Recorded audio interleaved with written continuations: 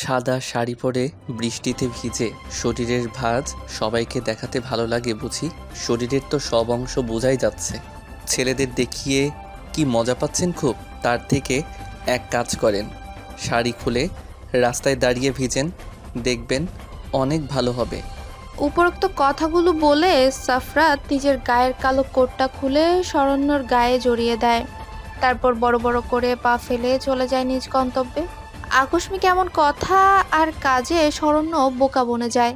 আর সাদা শাড়ি নিজেও জানতো, কিন্তু ভিজে গেলে যে শরীরের অংশ বুঝে যাবে তা তো সে ভাবতে পারেনি।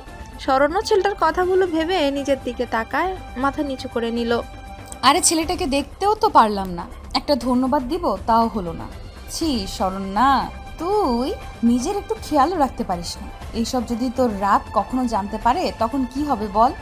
রাত বলবে যে স্বর্ণা, তুমি কি নিজের একটুও যত্ন নিতে পারো না? নিজের মনে কথাগুলো বলেছিল শরণ্য। শরণ্যের বৃষ্টি খুব প্রিয়। আজ ঘুরতে এসে হঠাৎ করে বৃষ্টি নামায়, দৌড়ে ভিজতে শুরু করে। আর তারপরেই এত কিছু হয়। দূর থেকে রূপান্তিকা চিল্লাতে চিল্লাতে শরণ্যের কাছে আসে আর বলতে শুরু করে, তোর লজ্জা করে না সাদা শাড়ি পরে ভিজতে? ছি, কি বিচ্ছিরি লাগছে। এমা, এটা আবার কার কোট পরেছিস?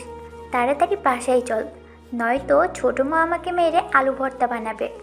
শরণ্য আর কিছু বলল না, ওই বাড়িতেই চলে যায়। কোটটা থেকে কেমন যেন একটা সুগন্ধি নাকের সাথে বাড়ি খাচ্ছে। কোটটা ভালোভাবে গায়ের সাথে জড়িয়ে নিয়ে বাড়ির কলিং বেল চাপ দিল শরণ্য। রূপান্তিকার মা এসে দরজা খুলে দেয়। স্বর্ণ ভয়ে এক ভো দৌড় দেয় নিজের রুমে। তারপর ফ্রেশ হয়ে কোটটা ধুয়ে বারান্দায় টাঙিয়ে দেয়। এরপর বিছানায় গায়ে এলিয়ে দিতে কখন তার সেই কথাগুলো কানে বাজতে লাগলো। ধরফড়িয়ে উঠে আয়নার সামনে গিয়ে দাঁড়ালো। ছি ছি, আমার শরীরের কি দেখেছে ছেলেটা আল্লাহ জানে। ভাগ্যিস মুখটা দেখতে পাইনি, নয়তো পরে দেখলে লজ্জায় সামনে যেতে পারতাম না। উফ স্বর্ণা, তুই এত কিউট কেন রে? তোর এই বুকের তিলটা যে তোকে আরো কিউট করে তোলে। ছি, কি নির্লজ্জ মেয়ে, নিজের প্রশংসা নিজেই করতেছে।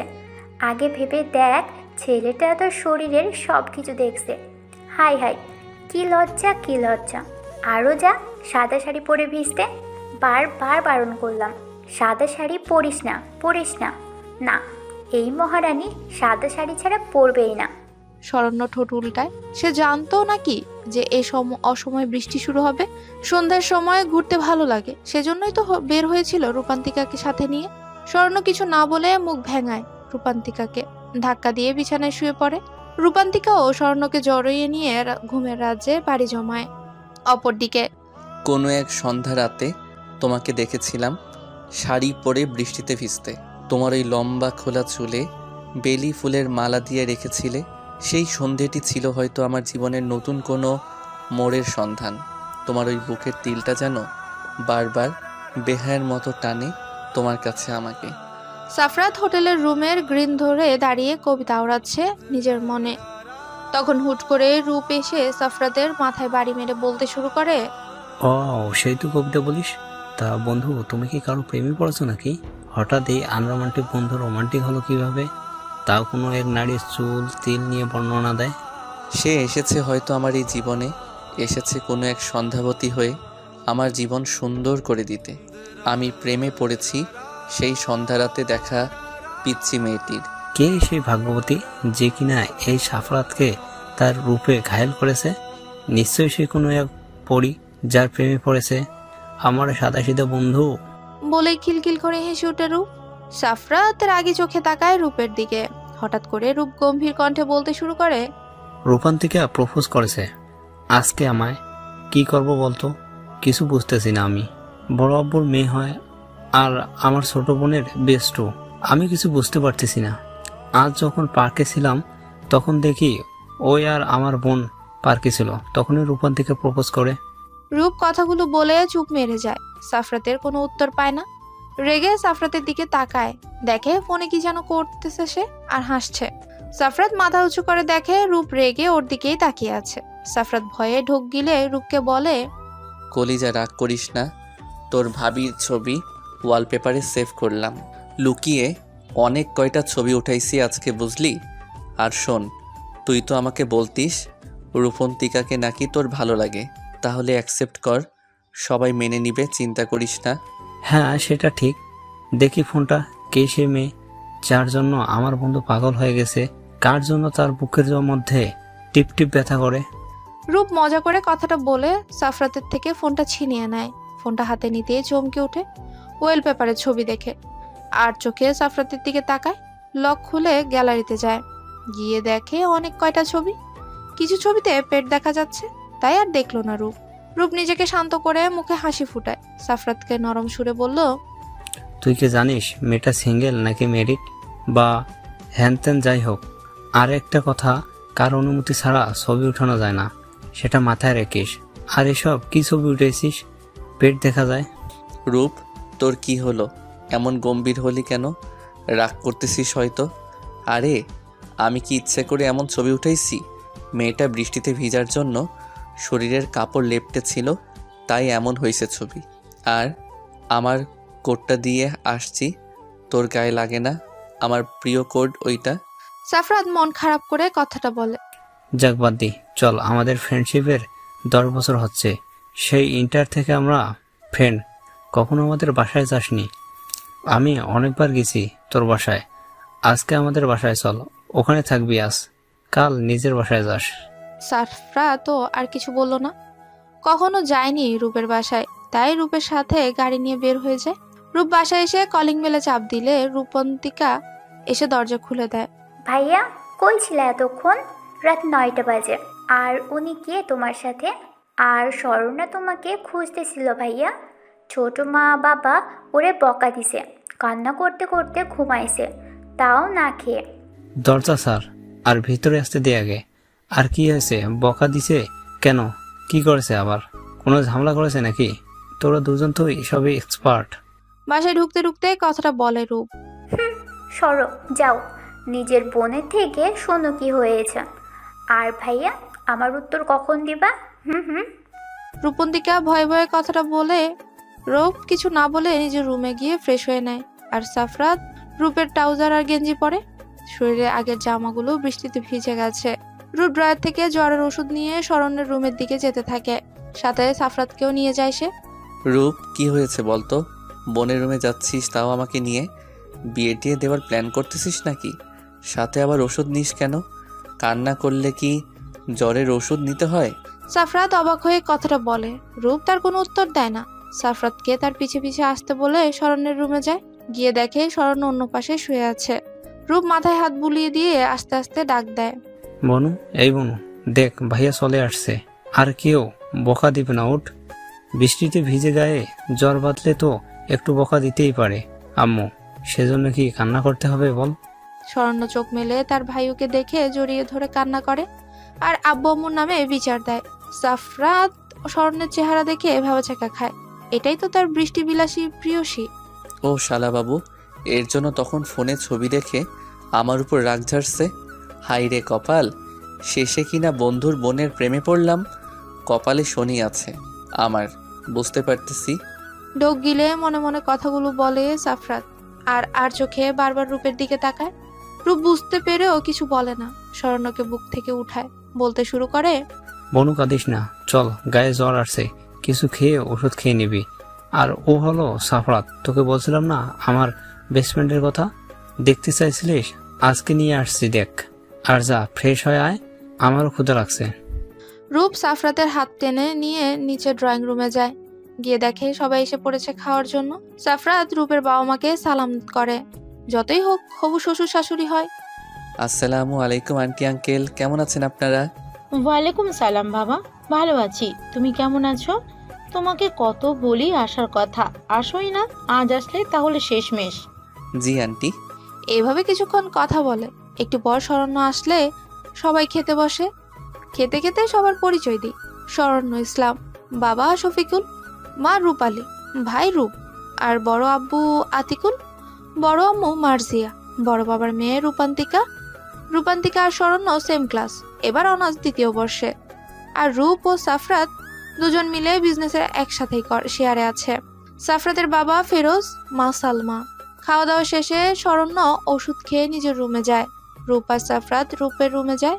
সাফরাত ধরম করে বিছানায় রূপকে ফেলে দিয়ে জড়াই নিয়ে বলতে শুরু করে, সরি বন্ধু, জানতাম না যে তোর বোন ওইটা। একবার যখন মনটা দিয়ে দিছি তখন আর ফিরিয়ে নিতে পারবো না আমি। মাফ কর, আর বোন জামাই বানানোর জন্য তৈরি হ। সাফরাত হাসতে হাসতে কথাটা বলে। রূপা মুচকি এসে সাফরাতকে ঘুমোতে বলে রুম থেকে বেরিয়ে যায়। এদিকে রূপান্তিকা ঘুমের মধ্যে বুঝতে পারে কেউ তাকে কোলে নিয়ে কোথাও যাচ্ছে। হুট করে কোল থেকে নামিয়ে দেয় রূপান্তিকাকে।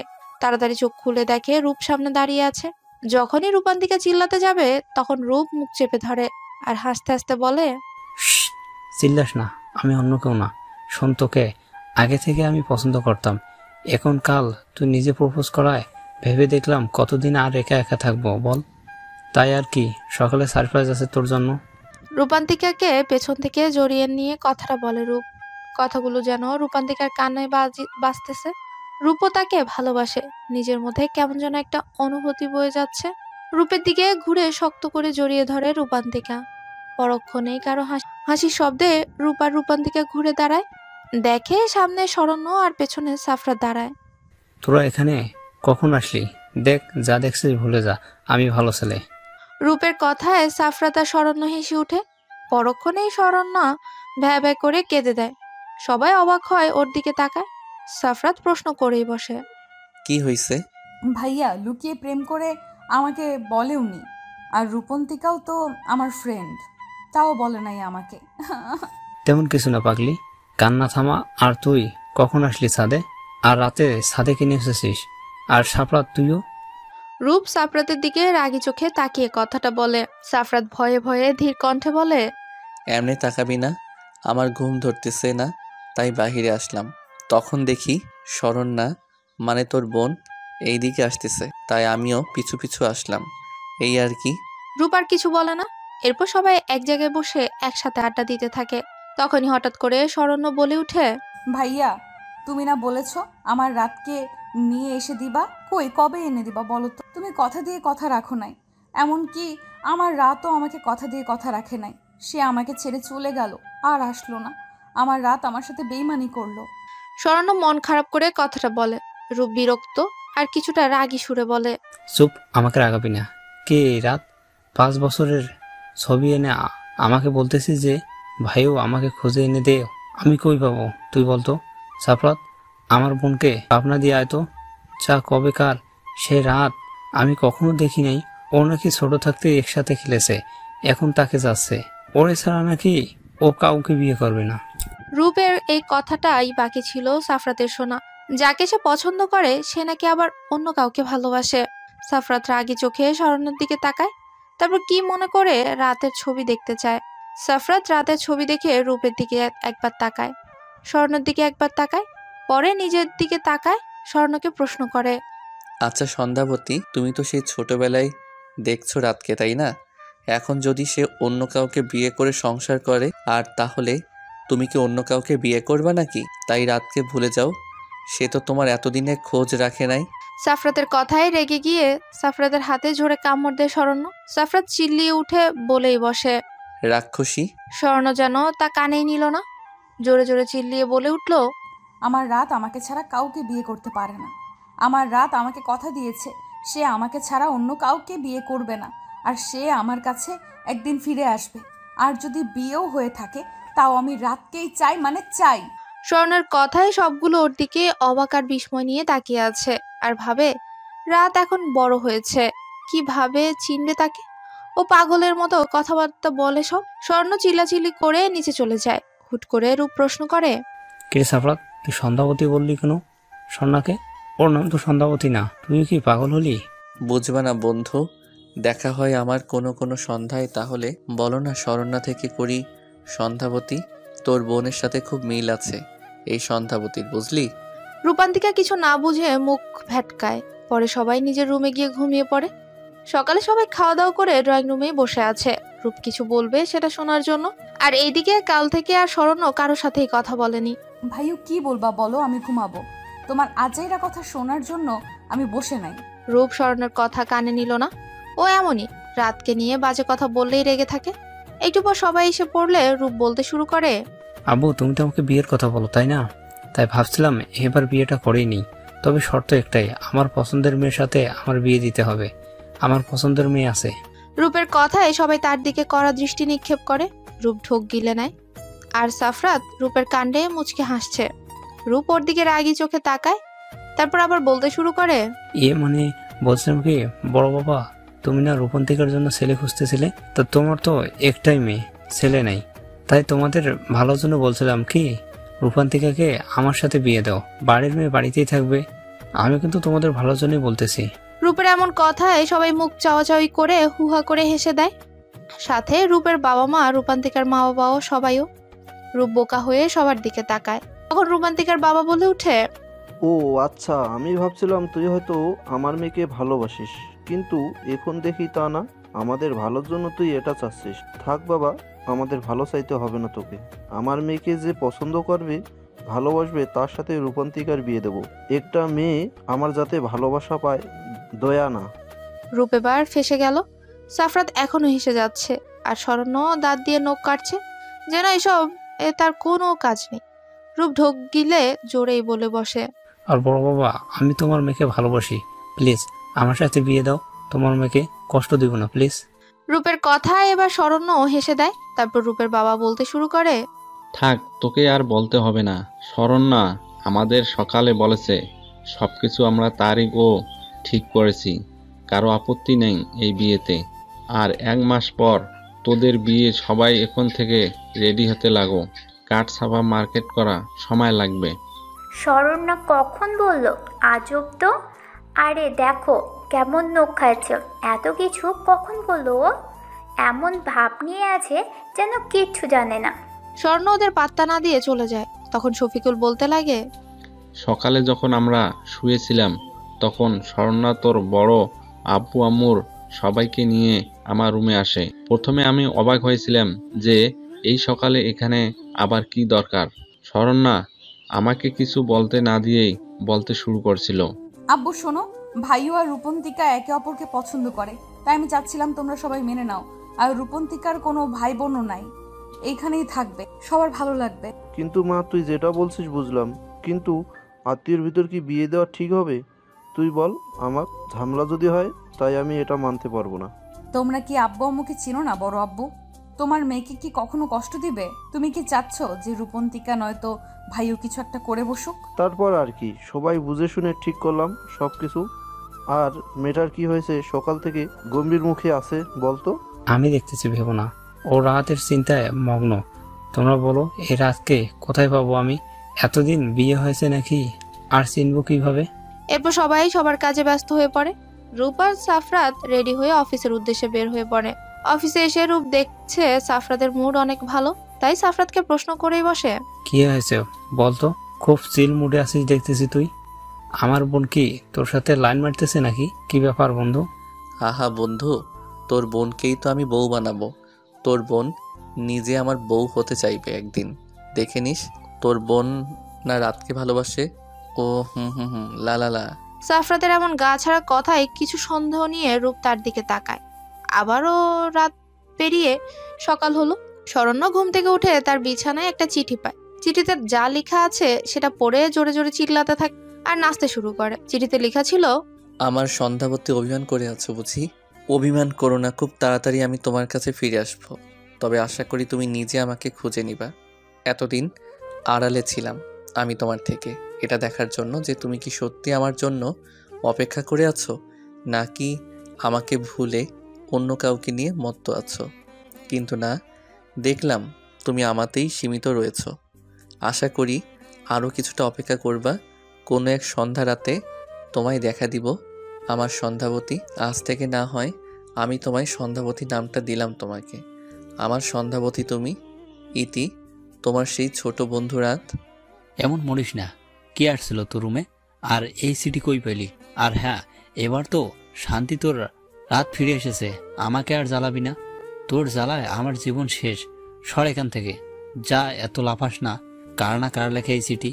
চুপ, দেখো আমার রাত ফিরে এসেছে। আমার কাছে আসলে তোদের নামে বিচার দিব আমি।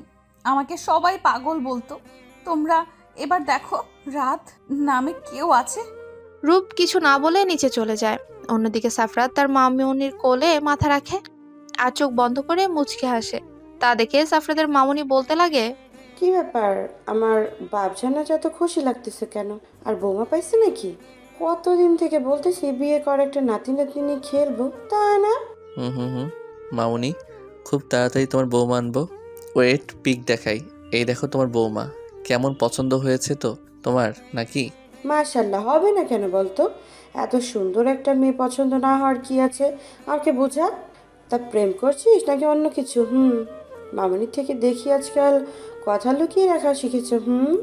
আরে মামুনি না, তুমিও না, কি যে বলো।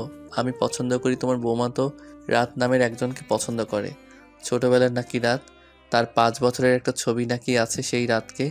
হু হু হি হি।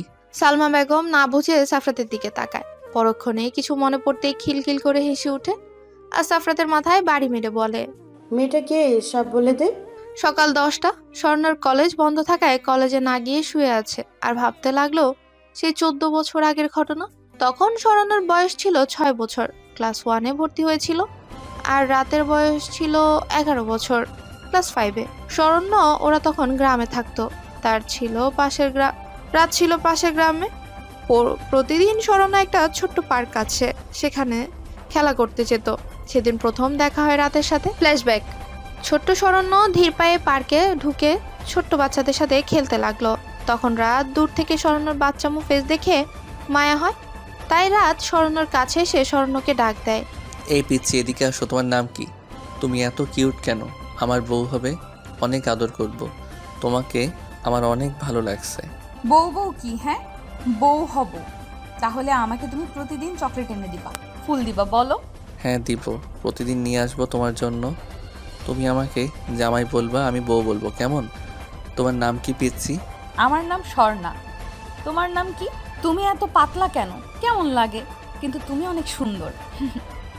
আমার নাম সাফরাত, বুঝলে পিচ্ছি বউ? স্বর্ণের নাক টেনে বলল, সারাত তোমার নাম সালাত সাফরাত, খুশ হয় নাই। এত বড় নাম কেন? ছোট নাম বলো। আমি এত বড় বলতে পারবো না, তুমি তো নাম বলো। ওকে ওকে, আমার বউ। কি বলবা, কি বলবা? আচ্ছা সাফরাত না, তুমি শুধু রাত করে বলবা, কেমন? তোমার জন্য না হয় রাত নামটা দেওয়া হলো। তারপর পরের দিন রাত আসে ওই পার্কে। স্বর্ণ রাতকে দেখে দৌড়ে যায় তার দিকে। রাতও মুচকি এসে স্বর্ণকে নিয়ে বেঞ্চে বসে। তখন স্বর্ণ রাতকে বলে, আমার বর, আমার বর, তুমি এসেছো। দাও আমার ফুল, চকলেট সব দাও। তুমি এসেছো, দাও, খাবো আমি, দাও। সাফরাত মজা করে বলে যে আমি আনি নেই। তখন জোরে সাফরাতের হাতে একটা কামড় বসাই দেয়। সাফরাত প্রথমে লাফিয়ে উঠে, পরক্ষণেই নিজেকে শান্ত করে সব বের করে দেয়। এবার ছোট্ট স্বর্ণ বোকার মতো তাকায়। রাত মুচকি হেসে স্বর্ণর গালে চুমুকে দেয়। এভাবেই তাদের দিন কাটছিল। একদিন সাফরাত তার 5 বছরের একটা ছবি স্বর্ণকে দেখালে সেটা স্বর্ণ একবারে নিয়ে নেয় আর সাফরাতের থেকে ছবিতে লিখিয়ে নেয় আমাল জামাই। রাত। দিন চলতে থাকে তার গতিতে। তাদের ছোট্ট পাগলামি, ভালোবাসা, হাসি ঠাট্টা করতে করতে 1টা বছর কেটে গেল। একদিন বিকেলে স্বর্ণ যখন রাতের জন্য দেরি করছিল পার্কে, তখন রাত দৌড়ে হাঁপাতে হাঁপাতে এসে স্বর্ণকে বলে, বউ বউ শোনো, মামুনি না আমাকে নিয়ে ঢাকা যাবে আর এখানে থাকবে না। তোমার সাথে আমার আর দেখা হবে না। আমি বড় হয়ে তোমার কাছে ফিরে আসবো, তোমাকে বিয়ে করে নিয়ে যাব, কেমন? না না, তুমি কোথাও যাবে না। আমি কার সাথে খেলবো? তুমি কোথাও যাবে না জামাই, তুমি আসবে আর তুমি যাবে না, কেমন? পাগলামি করে না বউ, কথা দিলাম আমি তোমার কাছে ফিরে আসবো। আমার জন্য অপেক্ষা করবা তুমি, কেমন? কাউকে বিয়ে করবে না। একদিন তোমাকে বউ বানিয়ে নিয়ে যাব আমি তোমাকে। কান্না করেন আমার পাগলি। স্বর্ণ তখন পাগলের মতো কান্না করতে থাকে। পরে রাতকে কথা দেয় রাতকে ছাড়া কাউকে বিয়ে করবে না সে। সেদিনের পর এতটা বছর চলে গেল। স্বর্ণ সব সময় রাতে সেই ছবিটা দেখতো আর এটাই ভাবতো রাত তার জামাই। সে ছোট মনে কথাগুলো জমিয়ে থাকে। স্বর্ণ রূপান্তিকার ডাকে বাস্তবে ফিরে আসলো। বর্তমান। কি ভাবিস এত? চল, ভালো লাগতেছে না, কোথাও থেকে ঘুরে আসি। আর সময় নাই, এবারের বউ হব কোন দিন জানি। স্বর্ণ কিছু না বলে রূপান্তিকার সাথে বাহিরে বের হয় আর সাফরাত নিজের কেবিনে বসে বসে ভাবতে থাকে আর মনে মনে বলে, সরি আমার ছোট বউ শরণ্যা, তোমার কথা রাখতে পারি নাই। আমি কথা দিয়েছিলাম তোমাকে বিয়ে করব, তোমার কাছে ফিরে যাব একদিন, কিন্তু ঢাকা আসার পর তোমার কথা আর মনে ছিল না। প্রথম দিন ঢাকায় এসে মামুনিকে বলছিলাম তোমার কথা, আর কখনো তোমাকে মনে হয় নাই। আর তুমি কিনা এখনো সে আমি ছোট রাতকে পাগলের মতো ভালোবাসো। তুমি কথা রেখেছো, অথচ আমি রাখতে পারলাম না। কখনো যদি জানতে পারো যে আমি তোমাকে ভুলে গেছি তাহলে কি করবে তুমি জানি না। সাফরাতের খুব খারাপ লাগছে। তার বয়স ছিল, তবুও স্বর্ণকে ভুলে গেছিল। আর ছোট্ট স্বর্ণ সব মনে আছে। রূপ সাফরাতের কেবিনে এসে দেখে সাফরাত কিছু ভাবছে। রূপ সাফরাতের মাথায় চাটি মেরে বলে, কি দরকার ছিল স্বর্ণার রাত সাজার? ও রাতকে সত্যি ভালোবাসে। জানি না কে রাত ছোট থেকে প্রতিদিন আমাদের গ্রামের ছোট পার্কে খেলতে যেতে, হয়তো তখন পরিচয় হয়েছিল। কিন্তু তুইও রাত সাজলি কেন? আমি কাল তোর চিঠি নিয়ে গিয়ে রাখছিলাম, পড়ছিলাম না, কিন্তু এটা করা ঠিক হয়নি। রূপের কথা শুনে সাফরাত মুচকি হেসে সব খুলে বলে যে সেই রাত আর সেই সাফরাত। রূপ অবাক হয়, সাথে অনেক খুশিও হয়। শোন, তোর বোনকে কিছু বলিস না আগে। কিছুটা মজা নেই ওর সাথে। আহা, কত মজা হবে বল। হঠাৎ করে দরজার দিকে তাকিয়ে ভয় পেয়ে যায় সাফরাত। রূপ দুজনেই, শরণ্য আর রূপান্তিকা দাঁড়িয়ে আছে। তাহলে কি সব শুনে ফেললো? শরণ্য বলতে শুরু করলো, কি ব্যাপার, আমাকে দেখে তোমরা সবাই চুপ হয়ে গেলে কেন? কি বলেছিলে বলো, আমরা একটু সবাই শুনে আড্ডা দেই তোমাদের সঙ্গে। আর ভাইয়া, তুই আজকে একা চলে আসছিস কেন? আমিও তো তোর সঙ্গে আসতে চেয়েছিলাম। সাফরাত তো ভয় পেয়ে গেছিল যে স্বর্ণ সবকিছু শুনে ফেলেছে নাকি। শুনতে পারেনি ভেবে এবার হাসি মুখে বসে স্বর্ণকে বলতে শুরু করলো, কি ব্যাপার, তোমরা এখানে কি করতেছো? অফিস টাইমে তোমরা অফিসে আসছো কিসের জন্য? তোমরা ঘুরতে চাইলে অন্য কোথাও ঘোরো। এটা অফিস, কাজ করতে হয়, অন্য কিছু না। সাফরাতের কথায় স্বর্ণ রেগে যায়। অযথা তাদেরও তো অফিস, তাও নাকি তাদের আসা যাবে না। স্বর্ণ রেগে তার ভাইকে উড়াধুরা বকাশবকি শুরু করতে লাগলো। স্বর্ণকে রেগে কথা বলতে দেখে সাফরাত বেশ মজা পাচ্ছে। এইটুকুতেই মেয়েটা এত রেগে যায়? ছোট থেকে এটা তার স্বভাব। এবার রূপ চুপ থাকতে পারলো না। সাফরাত আর স্বর্ণাকে ঝাড়ি মারতে শুরু করলো। তারপর দুজনেই চুপ মেরে যায়। এরপর সবাই মিলে কিছুক্ষণ আড্ডা দিয়ে মার্কেটের উদ্দেশ্যে বের হয়ে পড়ে।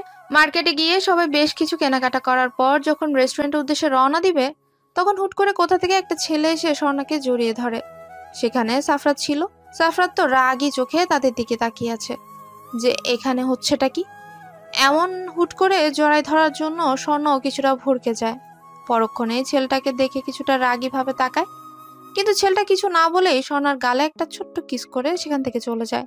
আর যাওয়া হওয়ার আগে বলে যায়, বেব, তোমার জন্য আজকে রাতে সারপ্রাইজ আছে। রূপ এবার কিছু বুঝতে না পেরে স্বর্ণাকে প্রশ্ন করে বসে, কারণ তার মাথায় কিছুই ঢুকলো না। হুট করে কোথা থেকে একটা ছেলে এসে এভাবে জড়িয়ে ধরে আবার কিস করে চলে গেল, কিচ্ছু বলার সুযোগ না দিয়েই। তার উপর তাদের দিকে আগে থেকেই সাফরাত রাগে চোখে তাকিয়ে আছে। ছেলেটা কে? এমন হুট করে এসব কি করে যাচ্ছে? আর তুইও কিছু বললি না? এটা কোন ধরনের বেয়াদবি বলতো আমাকে? আশেপাশে কাউকে দেখে না নাকি? আর কিসের সারপ্রাইজের কথা বলে গেল? তুই কি চিনিস ছেলেটাকে? একসাথে এত প্রশ্ন কেউ করে নাকি? চিনি আমি, আমাদের কলেজের সিনিয়র। আমার 4-5 বছরের বড় হবে হয়তো। আমাকে কয়েকবার প্রপোজ করেছিল, কিন্তু একসেপ্ট করি নাই। তারপর তো প্রায় 1 মাস দেখা হয়েছিল না। আজকে হুট করে কোথা থেকে আসলো কে জানে। বাহ, সেই জন্য রাস্তাঘাটে এমন নোংরামি হবে নাকি? কোনো কমন সেন্স নাই। যত সব রূপ, থাক, অফিস রেখে এখানে এসে আছে, আমি গেলাম, টাটা। সাফরাত সেখান থেকে চলে যায়। স্বর্ণ বোকার মতো তাকায়, হলোটা কি এখানে? রূপ বুঝলো সাফরাত রেগে গেছে, সেজন্য রূপান্তিকা স্বর্ণকে নিজের মতো করে থাকতে বলে সাফরাতের পিছে দৌড় মারে। স্বর্ণ আর রূপান্তিকা কিছু না বলে রেস্টুরেন্টে ঢুকে খাওয়া দাওয়া করে বাসায় চলে যায়। সাফরাত সেখান থেকে অফিসে না গিয়ে বাসায় চলে যায়। রূপ কিছু বলল না। রাতে স্বর্ণর ফোনে একটা মেসেজ আসে। মেসেজ পেয়ে নিচে দৌড় মারে স্বর্ণ। নিচে গিয়ে যা দেখে তা দেখে অবাকে চরম পর্যায়ে চলে যায় তার মানে। মেসেজে লেখা ছিল, আমার শরণ্য রানী, আমি ফিরে এসেছি তোমার লাইফে। বড্ড ভালোবাসো আমায় জানি আমি। সেই ছোটবেলায় আমাকে দেখেছো, আমার সাথে খেলেছো, তবুও কখনো ভুলে যাইনি আমাকে। এতটা ভালোবাসো আমায়। তোমাকে বলছিলাম যে ফিরে আসবো একদিন, তোমাকে বউ বানিয়ে নিয়ে যাব। আমি ফিরে এসেছি। এতে তোমার পিচ্ছি বড় রাত। স্বর্ণ নিচে নেমে দেখে রাতুল দাঁড়িয়ে আছে। রাতুল বলতে মার্কেটে যে ছেলেটা স্বর্ণকে জড়িয়ে ধরেছিল। স্বর্ণ ভাবতেই পারেনি রাতুলই তার রাত। স্বর্ণ দৌড়ে গিয়ে রাতুলকে জড়িয়ে ধরে বলতে শুরু করে, রাত, তুমি আমার রাত। এতদিন বলো নাই কেন আমাকে? কত ভালোবাসি তোমায় জানো, কত মিস করছি তোমায়। আর এতদিন পর নিজের পরিচয় দিলে আমাকে, কেন এমন করলে আমার সাথে? রাতুল স্বর্ণকে দুহাত দিয়ে জড়িয়ে নিয়ে স্বর্ণর মাথায় হাত বুলিয়ে দেয়। এতক্ষণে স্বর্ণ দৌড়ে আসা দেখে সবাই বাহিরে আসে, এসেই দেখে এসব কাণ্ড। তার থেকে বড় কথা, রূপ শক্ট খাইছে। এই রাত হলে সাফরাত কি মিথ্যা কথা বলল? রূপ কিছু না বলে নিজের রুমে গিয়ে সাফরাতকে ফোন দেয়। কি সমস্যা, ফোন দিছিস কেন? কেমন ভাই তুই? মনের খেয়াল রাখতে পারিস না? যার তার সাথে মিশতে দেশ।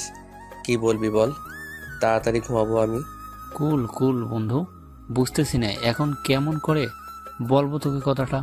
যে রেগে আছিস তার উপর না জেনে আমার কথা শুনলে স্টক না করিস। মাথা ঠান্ডা কর আর আমার কথা শোন। তার আগে নিজেকে কন্ট্রোল করে নি।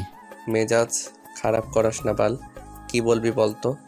মাথা ব্যথা করতেছে, রাগ উঠছে। কি বল, কি এমন বলবি? এত হেয়ালি করিস না তো। আসলে শোন, মার্কেটে যে ছেলেটা দেখলি সে এখন এসে নিজেকে রাত দাবি করতেছে। এখন কি করব বুঝতেছি না। আসলে কে রাত, তুই নাকি ওই ছেলেটা? কিছু একটা বল যাতে বুঝতে পারি আমি। হোয়াট? ওই তোর কি মনে হয় আমি মিথ্যা কথা বলতেছি? আচ্ছা একটা কাজ কর, তুই ওই ছেলেটার হাত দেখ। আমার হাতে তোর বোন কামড় দিছিল, এখনো দাগ আছে। তুই দেখ আছে নাকি।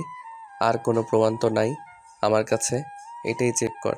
রূপ এবার রুম থেকে বের হয়ে দেখে রাতুল আর স্বর্ণ বসে বসে গল্প করছে। রূপ এসে রাতের হাত চেক করে দেখে দাগ আছে।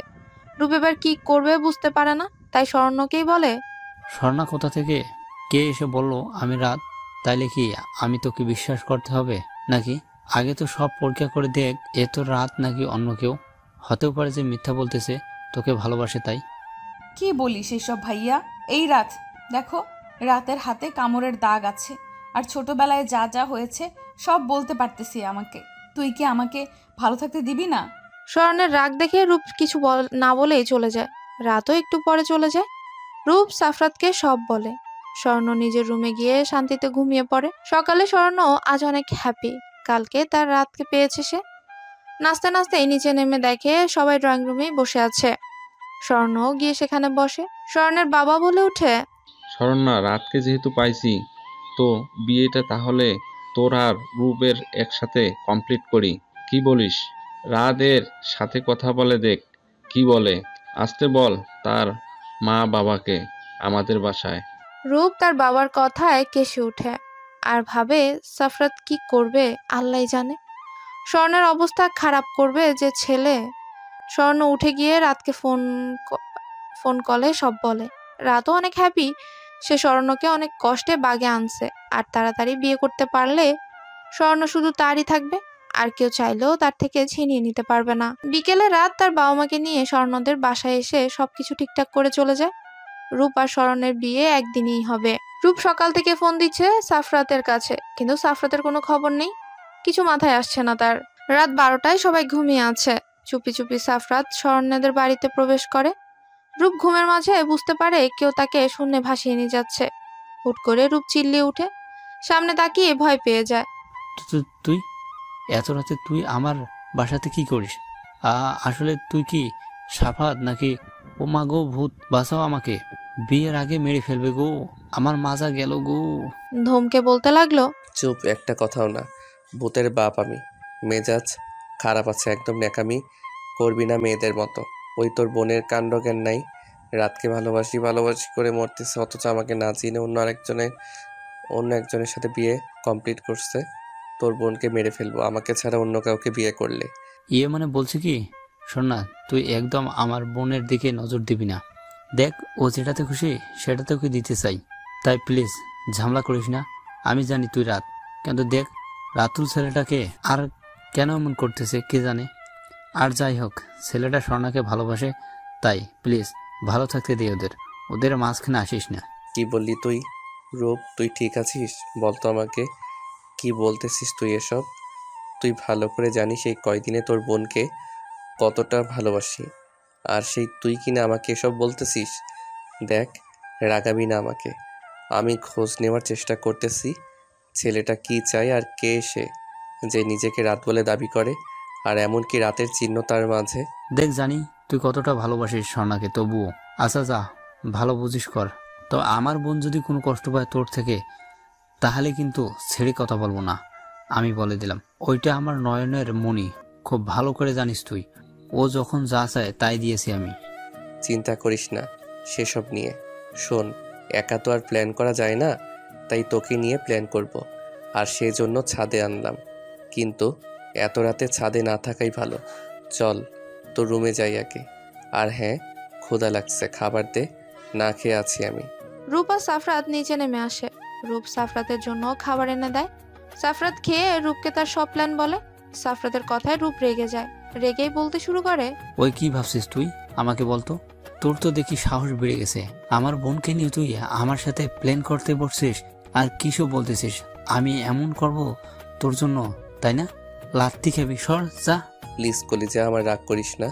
দেখ, তুই ছাড়া তো আমার আর বেস্ট ফ্রেন্ড নাই, তুই তো কারোর সাথে মিশতে দিস নাই। তাই তুই আমার যে শালা হওয়ার আগে কিন্তু আমার বন্ধু, তাই প্লিজ না করিস না, যা বলতেছি রাজি হ। প্লিজ কলিজা আমার, প্লিজ। তুই ছাড়া কিন্তু আর কোনো রাস্তা নাই। ওকে ওকে ওকে, থাক, আর বলতে হবে না। কাল থেকে মিশন শুরু করতে হবে, আর দেখতে হবে কে রাতুল, কে ভালোবাসে। আর এমন মেয়ে আছে কিনা যে টাকার জন্য সব করতে পারবে। তবে আর কি, আমার কোমরটা তো ভাঙছিস তুই। আয় ঘুমা, আর কোনো কথা নয় রাতে। মানে বলছিলাম কি বন্ধু, তুই থাক, আমি একটু আমার বউটাকে দেখে আসি। প্রমিস কিছু করব না বিয়ের আগে, বিয়ের পরের কথা কিন্তু ভিন্ন। এদিকে সাফরাতের কথা শুনে রূপ হেসে দেয়। সাফরাত শরণ্যের রুমের সামনে এসে দেখে দরজা ভেতর থেকে বন্ধ করা। সাফরাত ভাবে এটাই বুঝি হওয়ার ছিল। পরক্ষণেই মনে পড়ে এদের সব রুমের ডুপ্লিকেট চাবি আছে, যার দ্বারা বাহির থেকে দরজা খোলা যায়। সাফরাত রূপের সাথে ঝগড়া করে চাবিটা নিয়ে আসে। রুমের দরজা খুলে ভেতরে প্রবেশ করে দেখে শরণ্য এলোমেলো ভাবে শুয়ে আছে। সাফরাত দরজা লাগায়, স্বর্ণের পায়ের কাছে গিয়ে বসে। আর পকেট থেকে একটা পায়েল বের করে স্বর্ণের পায়ে পরিয়ে দেয়।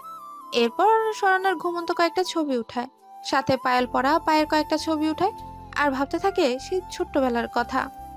সাফরাতের সব মনে পড়ে গেছে। সাফরাত মুচকি হেসে ভাবে সেই দিনের কথা, যেদিন সাফরাত শেষবারের মতো স্বর্ণের সাথে দেখা করেছিল। অতীত।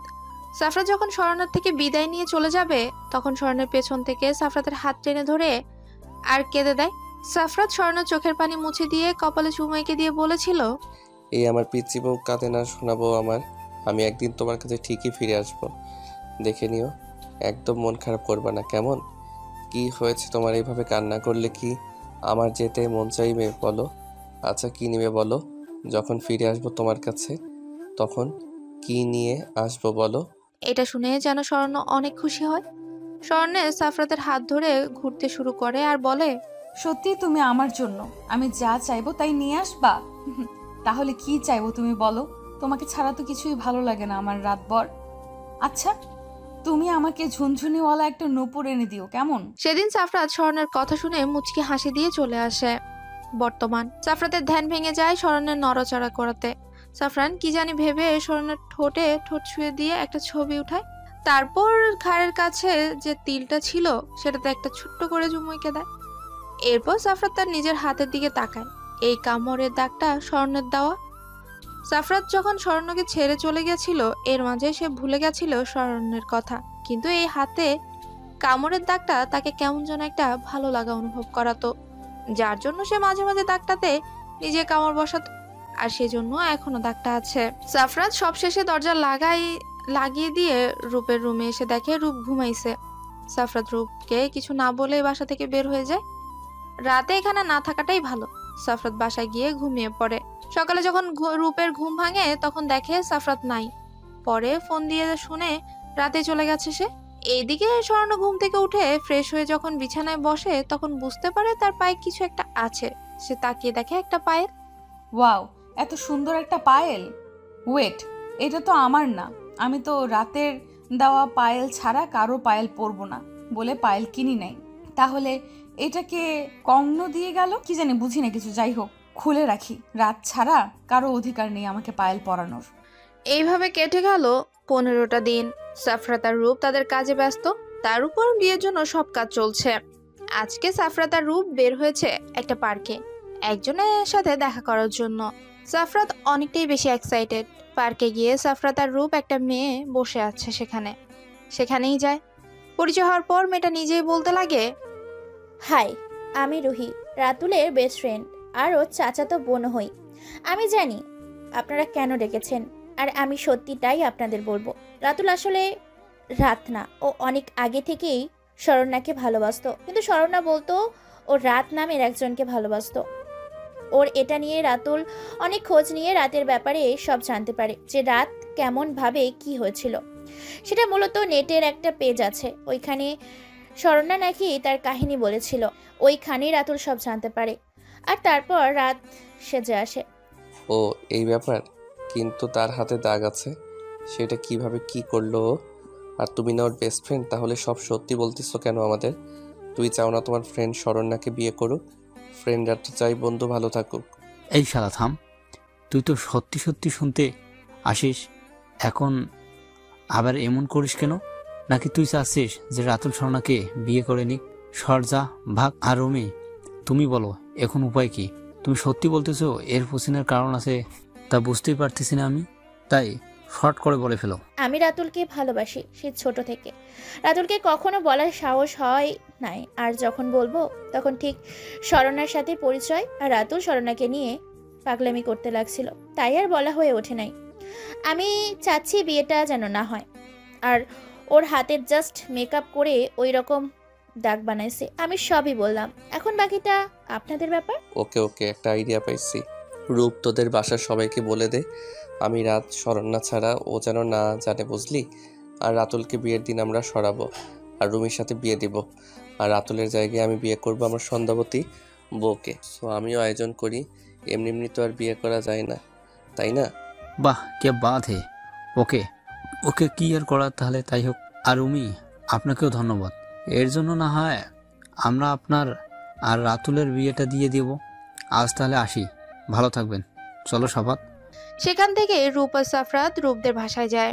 তারপর রূপ আর তার বাবা মা সবাইকে সবটা বলে দেয়, আর তারাও রাজি হয়। শরণ্য আর রূপান্তিকা ছাড়া সবাই এখন জানে সাফরাতি রাত। এখন সময় যাচ্ছে। আজ শরণ্য, রূপ, সাফরাত, রূপান্তিকা আর অন্যদিকে রাতুলের গায়ে হলুদ হচ্ছে। সাফরাত তো নিজের বাসায় আয়োজন করেছে বিয়ে বলে কথা। স্বর্ণ রেডি হয়ে নিচে নেমে স্টেজে বসে, সাথে রূপান্তিকাও আছে। সবাই এক এক করে হলুদ লাগিয়ে দিয়ে যাচ্ছে। স্বর্ণ খেয়াল করলো যে তার ভাইয়ের বিয়েও হচ্ছে, অথচ আজ সাফরাত নাই, তাই রূপকে বলল, ভাইও, সাফরাত ভাইয়া কই? তোর বিয়ে সাফরাত ভাইয়া না তোর বেস্টু, তাহলে আসলো না কেন? কি ব্যাপার বলতো? কেমন বেস্টু যে বেস্টুর বিয়েতে আসে না? হায়, আর দেখো আমার বেস্টু নিজেও বিয়ে করতেছে, সাথে আমিও বিয়ে করতেছি। এমন বেস্টু হতে হয়, বুঝলা? একসাথে বিয়ে করতে হয়। তুই একা বেস্টুর সাথে বিয়ে করিস নাই, আমার দোষটা করতেছিস সেটা কি আর তুই জানিস? সে তো আমার বোনকে উঠায় নিয়ে যাবে, বউ বানায়। সেটা জানলে তুই এখানে তুলকালাম বানাই দিতিস। একটু পর দেখা গেল সাফরাত বাইক নিয়ে ভেতরে প্রবেশ করে। তার ঠোঁটে লেগে আছে একটা অমায়িক হাসি। সাফরাতকে দেখে রূপ আর তার বাবা মা মুচকি মুচকি হাসছে। সাফরাত কিছুটা লজ্জা পেয়ে মাথা নিচু করে শরণ্যদের কাছে যায়। গিয়েই শরণ্যের গায়ে হলুদ মাখিয়ে দিয়ে বলে, কি মনে হয় সন্ধ্যাবতী, যে আমার ফ্রেন্ডের বিয়েতে আসবো না, তাই না? এটা কি কখনো হয় বলো? এই যে দেখো চলে আসলাম, সাথে আমার সন্ধ্যাবতীকেও হলুদ লাগানো হলো। বিয়ের জন্য তৈরি হও, সারপ্রাইজ ওয়েট করতেছি তোমার জন্য। যাই হোক সন্ধ্যাবতী, খুব সুন্দর লাগতেছে তোমাকে। এই সন্ধ্যা রাতের তারাগুলি যেমন সৌন্দর্য বৃদ্ধি করে, ঠিক আমার সামনে বসা সন্ধ্যাবতী আছে সৌন্দর্য বৃদ্ধি করতেছে, তার মারাত্মক সুন্দর লাগতেছে। আসো কয়েকটা সেলফি ওঠাই। স্বর্ণ হা হয়ে তাকিয়ে আছে, কি সব বলছে? আবার সাথে আমার সন্ধ্যাবতী লাগাইছে। শরণ্য তাকাই দেখে তার বাবা মাও হাসছে। সেদিকে স্বর্ণ ভ্রু কুচকে তাকালে সবাই চুপ মেরে যায়। সাফরাত জোর করে হলুদ মা খায় পুরো মুখে, সাথে সেটারও ক্যামেরা দ্বারা ভিডিও করে আর ছবিও উঠায়। তারপর রূপকে আর রূপান্তিকাকে হলুদ লাগায়, সবার থেকে বিদায় নিয়ে চলেও যায় কিছু না খেয়েই। অনুষ্ঠান শেষে স্বর্ণ নিজের রুমে গিয়ে বারবার ভাবছে সে রাতকে চিনতে ভুল করেনি তো। কেমন যেন লাগছে তার কাছে। এত না ভেবেই ঘুমের দেশে পাড়ি জমায়। সকালে ঘুম থেকে উঠে রূপের ডাকাডাকিতে উঠে ফ্রেশ হয়ে খাওয়া দাওয়া করে নিজের রুমে বসে আছে মন খারাপ করে। এমন সময় রূপ আর রূপান্তিকা আসে। শরণ্যর মন খারাপ দেখে রূপ শরণ্যর পাশে বসে বলে, কি হয়েছে বনু, মন খারাপ কেন? আজকের দিনে এমন মুখটা পেশার মতো করে থাকলে হবে নাকি? আর তুই তোর রাতকে পেয়ে যাচ্ছিস আর এমনভাবে মন খারাপ করে আছিস, কি হয়েছে বল আমাকে, আমরা কি করছি? স্বর্ণ রূপকে জড়িয়ে ধরে ফুপিয়ে কেঁদে উঠে। হুট করে এমন করায় রূপ কিছুটা অবাক হয়। পরক্ষণে বুঝতে পারে সবাইকে ছেড়ে যাবে, এই ভেবেই হয়তো কান্না করছে। রূপ আর নিজেকে সামলাতে পারলো না, বোনকে জড়ায় নিয়ে কেঁদে দিল। একটু পর রূপের মা বাবা রুমে এসে এমন দেখে তারাও কেঁদে দিল। রূপান্তিকার বেচারা ও মুখ ভার করে বসে আছে। হঠাৎ করে ও কেঁদে উঠলো। এবার সবাই ওর দিকে তাকালো। রূপ বলে বসে, তোর আবার কি হলো? তুই তো বাড়িতেই থাকবি, তুই আবার কাঁদিস কেন? নাকি অন্য বাড়ি যাওয়ার শখ হয়েছে? কোনটা বলতো? ব্যবহার ভালো ঠেকায় না, মুখ এমন করে রাখিস কেন? না মানে বলছিলাম কি, আমি তো এই বাড়িতে বিয়ে করতেছি। শরণ্যার মতো তো সবাইকে ছেড়ে যেতে হবে না। তাহলে কি করব আমি? আমার যদি বিয়ের সময় কান্না না পাই, সবাই যদি আমাকে বিয়ে পাগলি বলে, এই ভেবেই কান্না পাচ্ছে। রূপান্তিকার কথাই সবাই হেসে দেয়। স্বর্ণ রূপান্তিকাকে মারতে শুরু করে। সব সময় মজা নিয়ে বসে থাকে রূপান্তিকা। বিয়ের সময় হয়ে এসেছে। সাফরাত আসছে, সাথে তার মাও, তবে গেস্ট হয়ে। একটু পর রাতুলের বাড়ি থেকে ফোন দিয়ে জানায় বর পালিয়েছে। সেটা শুনে স্বর্ণ কান্না না করে অবাক হয়। সে যদি রাত হয় তাহলে কখনো পালাতো না। বুঝলো রাত না, সব নাটক। স্বর্ণ এসব ভাবছে, তখন স্বর্ণর মা এসে বলে, শরণ্যা মা, রেডি তো হয়ে আছিস? সবাই কানা ফোসা করতেছে যে মেয়ের বিয়ে দিতে পারলাম না, কত কি। তাই বলছিলাম কি, সাফরাত ছেলেটা তো ভালো, আমরা চাচ্ছি ওর সাথে তোর বিয়ে দিব আমরা। ওর বাবা মাও রাজি, নিচে আয়। তুমি কি বলতে চাচ্ছ? আমি তোমাদের বোঝা হয়ে গেছি যে এখন যার তার সাথে বিয়ে দিয়ে দিবে আমাকে? আমি রাত ছাড়া কাউকে বিয়ে করব না। যতদিন এই রাত না আসে আমি বিয়ে করব না। যাও আমার চোখের সামনে থেকে। আমি একবার যখন বলছি বিয়ে করব না তো করব না। স্বর্ণ রেগে কথাগুলো বলে তখন রূপ ও রুমে চলে আসে। স্বর্ণ রাজি হচ্ছে না দেখে রূপ কিছুটা রেগে যায়। তাই রাগের মাথায় বলে, হ্যাঁ, তুই আমাদের বোঝা হয়েছিস, বয়সও কম না তোর, এখন মানুষও কথা শোনাচ্ছে। সারা জীবন তোকে বসে বসে খাওয়ানোর ইচ্ছে আমাদের নেই, তাই চুপচাপ বিয়ে করে নিয়ে আমাদের শান্তি দে। তোকে নিয়ে মানুষের কথা শোনার ইচ্ছা আর করতেছে না। বাইরে সবাই যা নয় তাই বলতেছে, সেটা আমাদের শুনতে ভালো লাগছে নাকি? রূপের কথায় স্বর্ণ রূপের দিকে তাকায়। তারপর কিছু না বলে তার মায়ের সাথে যায় আর বলে সে বিয়েতে রাজি। এবার রূপ কিছুটা অবাক হয়। হুট করে রাজি হওয়ায় বিয়ে শেষে স্বর্ণ কারোর সাথে কথা না বলে সাফরাতের গাড়িতে উঠে বসে। সবাই বুঝতে পারে স্বর্ণ রেগে আছে। রূপের কিছুটা খারাপ লাগে। এবার যাওয়ার সময় সাফরাত বলে, মা, আপনারা চিন্তা করবেন না, আমি ম্যানেজ করে নিব ওকে, আমি কোনো কষ্ট পেতে দিব না, আপনারা নিশ্চিন্তে থাকতে পারেন। আর রূপ, আমার উপর তো তোর বিশ্বাস আছে, কান্না করিস না, তোর বোন হ্যাপি থাকবে, আসি, দোয়া কর। গাড়িতে যাওয়ার সময় সাফরাত দেখে স্বর্ণ অন্যদিকে মুখ করে নীরবে কেঁদে যাচ্ছে। সাফরাত মুচকি এসে তার মাকে ইশারায় বলল যেন স্বর্ণকে সামলায়। তার মা স্বর্ণর পাশে এসে স্বর্ণকে টেনে নিজের বুকে জড়িয়ে নেয়। স্বর্ণ না দেখে কেঁদে উঠে। সাফরাতের মা কিছুটা অবাক হয় এতে, এত কান্না করার কি আছে, তবুও কিছু বলল না। কিন্তু সাফরাতের দিকে রাগি চোখে তাকিয়ে আছে। মেয়েটাকে সত্যি বললে কি এমন হতো? বাসায় এসে স্বর্ণ অনেকটা অবাক হয়। মানুষের অভাব নেই, এমনকি বাড়ি সাজানো আছে। এই সময়ের মধ্যে কখনো এসব সম্ভব না। তাহলে কি সব আগে থেকেই প্ল্যান ছিল নাকি কিছুই মাথায় আসছে না স্বর্ণের? সব নিয়ম শেষে স্বর্ণ রুমে গিয়ে ঘুমাবে। এমন সময় বিছানায় তাকায়, দেখে বিছানাও সাজানো। স্বর্ণর বুঝতে বাকি নেই সব প্ল্যান ছিল। আর তার ভাই আগে থেকেই জানতো যে রাতুল রাত না, আর রাতকে ছাড়া স্বর্ণ কাউকে বিয়ে করবে না, যার জন্যই প্ল্যান করে সব করেছে। স্বর্ণ রেগে ফুল সব ছিঁড়তে শুরু করে আর চিল্লিয়ে বলতে লাগে, আমাকে ঠকানো হয়েছে, সব আগে থেকে জেনেও কেন এমন করলো ভাইয়া? আমি কি এত বোঝা হয়েছিলাম যে আমাকে মিথ্যা বলে বিয়ে দিয়ে দিল? আমাকে একটা বার বলার প্রয়োজন মনে করলো না? মানি না আমি এই বিয়ে, মানি না, আমি থাকবো না এখানে। স্বর্ণ চিল্লানোতে সাফরাত আর তার মা রুমে এসে দেখে এই অবস্থা। স্বর্ণকে তারা থামানোর চেষ্টা করলেও লাভ হয় না। সাফরাত তার মাকে রুমে পাঠিয়ে দিয়ে সাফরাত দরজা লাগিয়ে স্বর্ণের সামনে গিয়ে বুকের সাথে জড়িয়ে নেয় তাকে। স্বর্ণ ছাড়তে না পেরে একের পর এক কামড় বসায় সাফরাতের বুকে। এক সময় নীরব হয়ে পড়লে স্বর্ণকে বিছানায় শুয়ে দেয় সাফরাত, নিজেও তার পাশে শুয়ে পড়ে। খুব ভোরে স্বর্ণের ঘুম ভাঙে, চোখ খুলে নিজেকে সাফরাতের বাহুতে আবিষ্কার করে। স্বর্ণ ঝাটকা মেরে সাফরাতকে সরিয়ে দেয়। সাফরাত এবার চোখ খুলে বোঝার চেষ্টা করে কি হয়েছে, কিন্তু বুঝে উঠতে পারে না। স্বর্ণ রাগী ভাবে চিল্লিয়ে বলে, আপনি কি ভেবেছেন বিয়ে করেছেন বলে কিনে নিয়েছেন আমাকে? একদম কাছে আসার চেষ্টা করবেন না বলে দিলাম। আমি শুধু রাতের, আর কারণ না। আপনি সব জেনে কেন আমাকে বিয়ে করছেন? আপনাকে আমি বলি নাই বিয়ে করার কথা? জোর করে ভাইয়ার সাথে প্ল্যান করে সব করেছেন আপনারা। আপনার মুখ দেখতেও আমার ঘৃণা হচ্ছে। কোন সাহসে আমাকে জড়ায় ধরছেন? স্বর্ণা প্লিজ আস্তে কথা বলো, বাহিরে সবাই শুনে ফেলবে। আমার রুম সাউন্ড প্রুফ না, এত বড় লোকই আমার ভালো লাগে না, তাই আস্তে কথা বলো। আর হয়তো ঘুমের মাঝে জড়াই ধরছিলাম, এতে এত চিল্লানোর কি আছে? এত রিয়াক্ট করতেছো কেন বুঝলাম না। আমি তোমার জামাই, অন্য কেউ না। যাও, আজান দিছে, নামাজ পড়ে এসে ঘুমাও। জামাই মাই ফুট! বললাম না আমি এই বিয়ে মানি না, মানে মানি না। আর কিসের জামাই? আর একদিন যদি কাছে আসা দেখি মেরে ফেলবো বলে দিলাম। এ বাড়িতে থাকার ইচ্ছে আমার নেই। তার থেকে বড় কথা, আমি আর নিজের বাড়িও ফিরে যাব না। বোঝা হয়ে গেছি সবার। যতদিন না রাতকে খুঁজে পাই এখানেই থাকবো।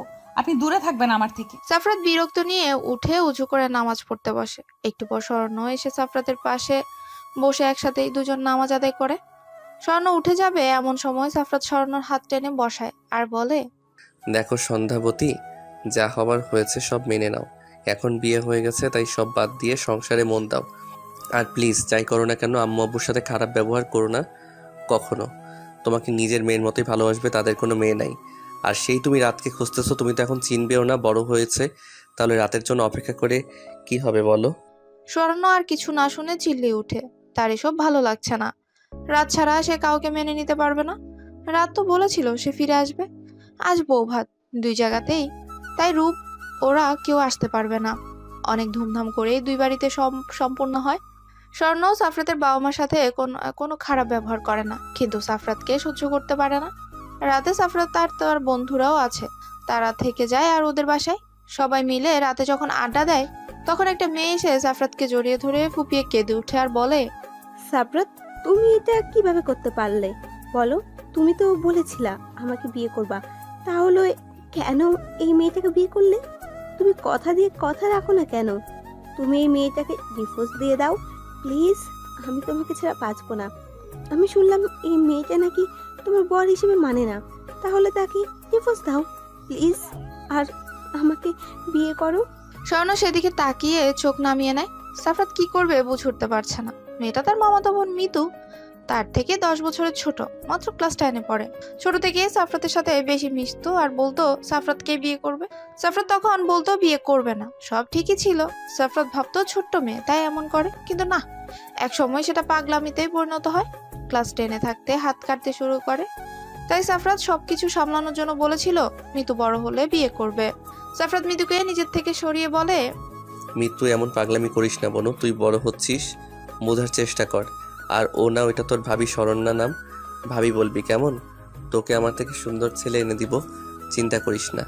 আমি তোর 10 বছরের বড়, তোকে কিভাবে বিয়ে করব বল? সেদিন তোকে সান্ত্বনা দেওয়ার জন্য বলছিলাম বিয়ে করব, তাই সেটা নিয়ে বসে থাকিস না। যা রাত হয়েছে ঘুমা। মিতু সাফরাতের কথায় রেগে যায়। এখন শব্দ স্বর্ণর ভেবেই স্বর্ণকে গিয়ে ধাক্কা মারে। স্বর্ণ সেদিকে তাকায়, নিজেকে সামলিয়ে নেয়, কিছু বলে না। স্বর্ণ চুপ থাকাতে মিতু আরো রেগে গিয়ে স্বর্ণকে থাপ্পড় মারে 3-4টে। স্বর্ণ গালে হাত দিয়ে চুপ করে থাকে, তবু একটা টু শব্দ করে না। সবাই হতবাক হয়ে স্বর্ণের দিকে তাকায়। মিতু আবারও মারতে যাবে, তার আগে স্বর্ণ হাত ধরে নিজের সাথে জড়িয়ে নেয়। মিতু এবার কান্না করে দেয়। স্বর্ণ এবার মিতুর মাথায় হাত দিয়ে বলে, আপনি আমার অনেক ছোট, তাই তুমি করেই বললাম। কান্না বন্ধ করো। আমি তোমার সারাফাতকে তোমার থেকে কেড়ে নিব না, কথা দিলাম। আমার উপর বিশ্বাস রাখতে পারো। তোমার মতো আমিও অন্য কাউকে ভালোবাসি। আমি নিজে কথা দিলাম তোমাকে সারাফাতের সাথে বিয়ে দিব। আমি অন্যদের মতো কথা দিয়ে পালিয়ে যাই না। নিজের কথার গুরুত্ব বুঝি আর রাখিও। স্বর্ণের কথায় মিতু শান্ত হয়। সাফরাত রেগে যায় অনেকটা, কিন্তু কিছু না বলে চলে যায় নিজের রুমে। আর মনে মনে ভাবে যে সাফরাত কি ভুল করেছে, এখন স্বর্ণকে সত্যিটা বলে দেওয়া উচিত ছিল। নয়তো সামনে কিছু ঘটবে যা কারোর জন্য ভালো হবে না। সাফরাতই তো রাত, সেটা জানলে কি স্বর্ণ মিতুকে কথা দিত? সাফরাতের মাথায় কাজ করা বন্ধ করে দেয়। সাফরাত শুয়ে শুয়ে সব ভাবছে আর স্বর্ণের জন্য অপেক্ষা করছে। অনেক অপেক্ষার পরও স্বর্ণ রুমে না আসায় বাহিরে বের হয়। পাশের রুমে দরজা খোলা দেখে তাকায়, দেখে স্বর্ণ আর মিতু একসাথে শুয়ে আছে। তাই নিজের রুমে গিয়ে শুয়ে পড়ে সে। সকালে স্বর্ণ ঘুম থেকে উঠে নিচে গিয়ে ঘরে যায়। গিয়ে দেখে তার শাশুড়ি মা রান্নাঘরে রান্না করার জন্য সব রেডি করছে। স্বর্ণকে দেখে বলে, আরে মা, তুই এইখানে কি করছিস? তোকে কে আসতে বলেছে? তুই নতুন বউ, তুই এত সকালে এখানে কি করছিস? যা নিজের রুমে যা, তো বাবাই দেখলে আমাকে বকাবকি করবে। আমি কফি বানাই দিচ্ছি, সাফাতকে নিয়ে গিয়ে দে। আর তোর বাবাইকেও। মিতু কই আছে? ওরেও ডেকে ওঠা একটু, ওর সামনে পরীক্ষা, বাসায় দিয়ে আসতে হবে। তুই যা গিয়ে ড্রয়িং রুমে বস। আরে মা, কি বলো? তুমি না কাল বললা আমি তোমার মেয়ে, তাহলে নতুন বউ হলাম কিভাবে? আর ভালো লাগতেছে না রুমে বসে থাকতে, তাই তোমাকে হেল্প করতে চলে আসলাম। চিন্তা করো না, আমি সব রান্না করতে পারি। বাপের বাসায় বসেছিলাম না, রান্না করতাম মাঝে মাঝে আমি, তাই সব শিখে নিয়েছি। তুমি এক কাজ করো, কি কি করব বলে দাও, আমি করে নিচ্ছি। স্বর্ণ জোরাজুরি করতে লাগে সালমা বানুর সাথে, তাই উনিও আর কিছু বলে না। দুজন মিলেই রান্না করে। এর মধ্যে সাফরাত আর মিতুকে কফি দিয়ে আসতে কাজের লোক। রান্না শেষে যখন স্বর্ণ রুমে যাবে তখন সালমা বলে ওঠে, স্বর্ণা, একটা কথা বলি মা তোকে। দেখ, আমার ছেলে তোকে পছন্দ করে বিয়ে করেছে, তুইও মেনে নে। ভালোবাসা হারাস না। আমার ছেলে কখনো কোনো কষ্ট পেতে দিবে না তোকে, এটা বিশ্বাস রাখতে পারিস। আমি জানি আমার ছেলে কেমন, সেই দিক থেকে তোকে বলতেছি, ঠকবি না কখনো আমার ছেলের কাছে। ওকে মেনে নেওয়ার চেষ্টা কর, দেখবি অনেক সুখী হবি। সালমা বানুর কথায় স্বর্ণ অনেকটা রেগে যায়, কিন্তু নরম সুরে কিছু কথা বলে যা শুনে সালমা বানু অনেকটা অবাক হয়। স্বর্ণ যাওয়ার দিকে তাকিয়ে থাকে আর মনে মনে বলে, এই মেয়েটা কি পাগল হয়েছে? না মানুষ ভালোবাসে ঠিক, কিন্তু ছোটবেলা ভালোবাসা নিয়ে পড়ে আছে। আর এই সাফায়াতকে নিয়ে আর পারি না বললে কি হয় ওই রাত। আর এই মেয়ে দিন দিন যে পাগলামি করতেছে, সাফায়াত সত্যি কথা না বললে কোনোদিন জানি এই বাড়ি ছেড়ে চলে যাবে।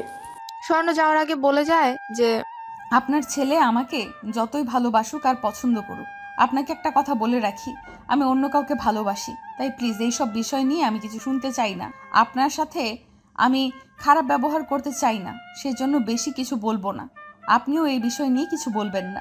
এখন স্বর্ণ রুমে গিয়ে দেখে সাফরাত গোসলে থেকে বের হচ্ছে, খালি গায়ে শুধু একটা ট্রাউজার পরা আছে। স্বর্ণ চিল্লিয়ে উঠে। সাফরাত স্বর্ণের দিকে তাকায়, নিজের দিকে একবার তাকায় আর বোঝার চেষ্টা করে ট্রাউজার পরা তো আছে, তাও চিল্লালো কেন? তাহলে তো ছি ছি। স্বর্ণ চোখ খুলে আর একবার সাফরাতের দিকে তাকায় আর দেখে আয়নার সামনে দাঁড়ায় চুল ঠিক করছে সে। স্বর্ণ মুখ ফুসকে বলে, ছি, নির্লজ্জ। সাফরাত একবার আর চোখে তাকায় আর দেখে বলে, যাও রেডি হয়ে আসো। ও না গোসল করে আসো, তোমার বাড়ি থেকে মানুষ আসবে তোমাকে নিতে। তাড়াতাড়ি করো, মুখটা এমন করো না, গো ফাস্ট। ও হ্যাঁ, শাড়ি পরো। গোসল করে দেখো আলমারিতে শাড়ি আছে, সব জামা কাপড় আজকে পরার দরকার নেই। স্বর্ণ কিছু না বলে মুখ বেঁকে শাড়ি বের করে নিয়ে গোসলে যায়। শাড়ি পরতে পারে সে, জন্যই কোনো অসুবিধা হয় না, একাই শাড়ি পরে। শাড়ি পরে আয়নার সামনে দাঁড়ায়। যখন কুচি ঠিক করে তখন পেছন থেকে সাফরাত রাগী সুরে বলে, আবারও সন্ধ্যাবতী সাদা শাড়ি পরছো, একবার বৃষ্টিতে ভিজে শরীর দেখাইছো, এমনকি শরীরের তিলটাও বাদ যায়নি দেখানোর, আজকে আবার সাদা শাড়ি। স্বর্ণ কথাটা শুনে তড়িঘড়ি ঘাড়ের জায়গাটা শাড়ি দিয়ে ঢেকে নেয় আর রাগী চোখে সাফরাতের দিকে তাকায়, বলে, ওই আপনার সমস্যা কি? চোখ নিচে নামান। ওইরকম নির্লজ্জের মতো মানুষের দিকে তাকায় আছেন কেন? ছি, লজ্জা করে না আপনার? ওয়েট, তার মানে সেদিন আপনিই ছিলেন, আমার কাছে যে কোটটা আছে সেটা আপনার। ও, কিন্তু তাই বলে শরীর দেখাবেন? সাফরাত স্বর্ণের এমন কথা শুনে জোরে হাসতে লাগে। স্বর্ণ মন খারাপ করে তাকিয়ে আছে। সাফরাত এবার চুপ মেরে যায় আর স্বর্ণকে বলে নিচে যেতে। সবাই মিলে খাওয়া দাওয়া করে। মিতু খাওয়া দাওয়া করেই বাসায় চলে গেছে। একটু পর রূপ আর রূপান্তিকা আসে, সাথে আরো কয়েকজন আসে। রূপ সরাসরি স্বর্ণের কাছে এসে বসে, কিন্তু স্বর্ণ অন্যদিকে মুখে ঘুরিয়ে নেয়। রূপান্তিকা এসে জড়িয়ে ধরে স্বর্ণকে, তবুও স্বর্ণ কথা বলে না। স্বর্ণ ভাবে রূপান্তিকাও সব জানতো। রূপান্তিকা বুঝতে পেরে বলে, প্লিজ আমার কথা শোনো, আমিও কিছু জানতাম না, আমাকেও কেউ কিছু বলে নাই, তুই আর আমি ছাড়া সবাই জানতো। রূপ আমাকে কালকেই বলেছে যে রাতুল রাত না। প্লিজ রাগ করিস না সোনা, নয়তো কান্না করবো আমি তো কিছু জানতাম না রে। প্লিজ যা হওয়ার হয়েছে, আর রাগ করিস না, সব কিছু মেনে নে। আপনারা কেন আসছেন এখানে? আমি যাব না। আসছেন, খাবেন, চলে যাবেন। আমি আপনাদের বাসায় যাব না। একদম আমার কাছে আসার চেষ্টা করবেন না কেউ। আমি তো আপনাদের বোঝা হয়ে গেছি, তো তাই বিদায় করেছেন। এখন আবার নিতে আসছেন কেন? এখন কি বোঝা মনে হবে না? তখন তো আমাকে একা খাওয়াতেই কষ্ট হতো। এখন তো আমার জামাইও আছে, আরো বোঝা মনে হবে। চলে যান সবাই, আমি কোথাও যাব না। স্বর্ণ রেগে চিল্লিয়ে কথাগুলো বলে রূপ মন খারাপ করে বসে আছে, আর রূপান্তিকা কেঁদে দেয়। রূপ কি বলবে বুঝতে পারছে না। স্বর্ণ সেখানে না থেকে উপরের রুমে চলে যায়। সারাদিনে একটা বারও দরজা খুলে না। বিকেলের দিকে সাফরাত গিয়ে বলে সবাই চলে গেছে, তখন দরজা খুলে দেয়। সাফরাতের মা নিজে খাবার এনে স্বর্ণকে খাইয়ে দেয়। স্বর্ণ লক্ষ্মী মেয়ের মতো খেয়ে নেয়। রাতে স্বর্ণ যখন শুয়ে আছে তখন সাফরাত স্বর্ণকে পেছন থেকে জড়িয়ে ধরে। স্বর্ণকে কানে কানে বলে, তোমাকে কিছু সত্যি কথা বলার আছে সন্ধ্যাবতী। চলো বারান্দায় যাবো, আর আজকে তোমাকে খুশির খবর শোনাবো। স্বর্ণ ঝাটকা মেরে সাফরাতকে সরিয়ে দেয় আর রাগী সুরে বলে, কোনো কিছু শোনার ইচ্ছে আমার নেই। আপনি সরেন আমার কাছ থেকে। কাল থেকে ভার্সিটিতে যাব, তাই বিরক্ত না করে ঘুমাতে দিন। সাফরাতকে স্বর্ণ ধাক্কা দিয়ে সরিয়ে দেয়। সাফরাত আজকে স্বর্ণকে সত্যি কথা বলতে চেয়েছিল, কিন্তু স্বর্ণ কোনো কথাই শুনে না। সাফরাতও রাগ করে আর জোর করে বলতে চায় না। সাফরাত অন্য পাশে শুয়ে ঘুমিয়ে পড়ে, আর স্বর্ণ নীরবে কান্না করছে। সাফরাত বুঝতে পেরেও কিছু বলেনি। কি বলবে? কিছুই তো শোনে না স্বর্ণ। আজ থেকে স্বর্ণ কলেজে যাওয়া শুরু করেছে। এভাবে 3 মাস কেটে গেল। মিতুর পরীক্ষাও শেষ হয়ে গেছে। মিতু আজকে আবার সাফরাতদের বাসায় আসলে সাফরাতের সাথে বিয়ের কথা বলে। কেউ রাজি না হওয়ায় স্বর্ণ নিজেই বলে যে বিয়ে দিবে ওদের। পরের দিন বাসায় সবাই রাজি হয়। তবে স্বর্ণ এবার কিছুটা অবাক হয়, যেখানে কেউ রাজি ছিল না সেখানে সবাই একসাথে কিভাবে রাজি হয়। স্বর্ণ আরো গুরুত্ব দেয় না। আরো 1 মাস পর বিয়ে। এই 1 মাস মিতু এখানেই থাকবে। রাতে স্বর্ণ যখন ঘুমাতে যায় তখন দেখে সাফরাত নিচে শুয়ে আছে। স্বর্ণ কিছুটা অবাক হয়, তাই বলেই বসে, কি ব্যাপার, আজকে নিচে শুয়ে আছেন কেন? হঠাৎ এত পরিবর্তন কিভাবে বলেন তো? উপরে শুয়ে পড়েন, অসুস্থ হয়ে পড়বেন। কয়দিন পর আবার আপনার বিয়ে। বিয়ের আগে অসুস্থ হলে তো সমস্যা, তাই না? বউয়ের সাথে রোম্যান্স করতে পারবেন না। এক বউ তো রোম্যান্স করতে দেয় নাই, আরেক। স্বর্ণ আর কিছু বলতে পারে না। সাফরাত চিল্লিয়ে উঠে। স্বর্ণের ননস্টপ বকবক শুনতে তার ভালো লাগছে না। সাফরাতের ঝাড়ি খেয়ে স্বর্ণ ভ্যাভে করে কেঁদে দেয়। তারপর চোখ মুছে সাফরাতের কাছে গিয়ে হাতে কামড় দেয়। সাফরাত মুখ ফুসকে বলে, ছোটবেলার স্বভাব এখনো গেল না? স্বর্ণ ভ্রু উঁচু করে সাফরাতের দিকে তাকায়। সাফরাত স্বর্ণকে ধাক্কা মেরে সরিয়ে দেয়। স্বর্ণ কিছু না বলে বিছানায় শুয়ে পড়ে। পরের দিন সকালে স্বর্ণ দেখে সাফরাত আর মিতু দুজন মিলে হেসে হেসে গল্প করছে। স্বর্ণ বিরক্ত হয়ে রুমে যায়। সাফরাত সেদিকে তাকিয়ে মুচকি হাসে। রাত 11টার সময় সাফরাত রুমে আসে। তখন স্বর্ণ মাত্র সাফরাতের ডায়েরিতে হাত দিয়ে গেছিল। সেটা দেখে সাফরাত স্বর্ণর গালে 2টা চড় বসিয়ে দেয়। স্বর্ণ অবাক হয়ে সেদিকেই তাকিয়ে আছে। তোমার সাহস হয় কিভাবে আমার ডায়েরিতে হাত দেওয়ায়? তুমি আমার ওয়াইফ না? কয়দিন পর ডিভোর্স তো দিয়ে দিব, তাই এই অধিকার আমাকে দেখাতে এসো না। আমার ডায়েরিতে হাত দেওয়ার চেষ্টা করবে না বলে দিলাম। আমাকে এতটা ভালো ভেবো না, যতটা ভালো ততটা খারাপ আমি। স্বর্ণ উল্টো সাফরাতের গালে 2টা কামড় বসিয়ে দেয়। তারপর সাফরাতের হাতে কামড় দিয়ে রাগী সুরে বলে, ওই তুই কি ভাবছিস আমি অবলা নারী? তুই চর মারবি আর আমি কিছু বলবো না? আমি তেমন মেয়ে না, ওকে? তুই ডায়েরি বাইরে রাখছিস কেন? সেই জন্য তো আমি পড়তে চাইছিলাম। কি এমন বাল আছে এই ডায়েরিতে যে আমার হাত দেওয়া হবে না? কি বা আছে জানা আছে আমার? কোন একটা মিথ্যা নাটক, যেটা কেউ একজন এত বছর ভালোবাসা ভেবে কষ্ট পেয়ে সবাইকে কষ্ট দিয়ে আসছে। সাফরাত স্বর্ণের কথায় মাথা উঁচু করে স্বর্ণের দিকে তাকায়। তার মাথায় ঢুকলো না এই কথার মানে।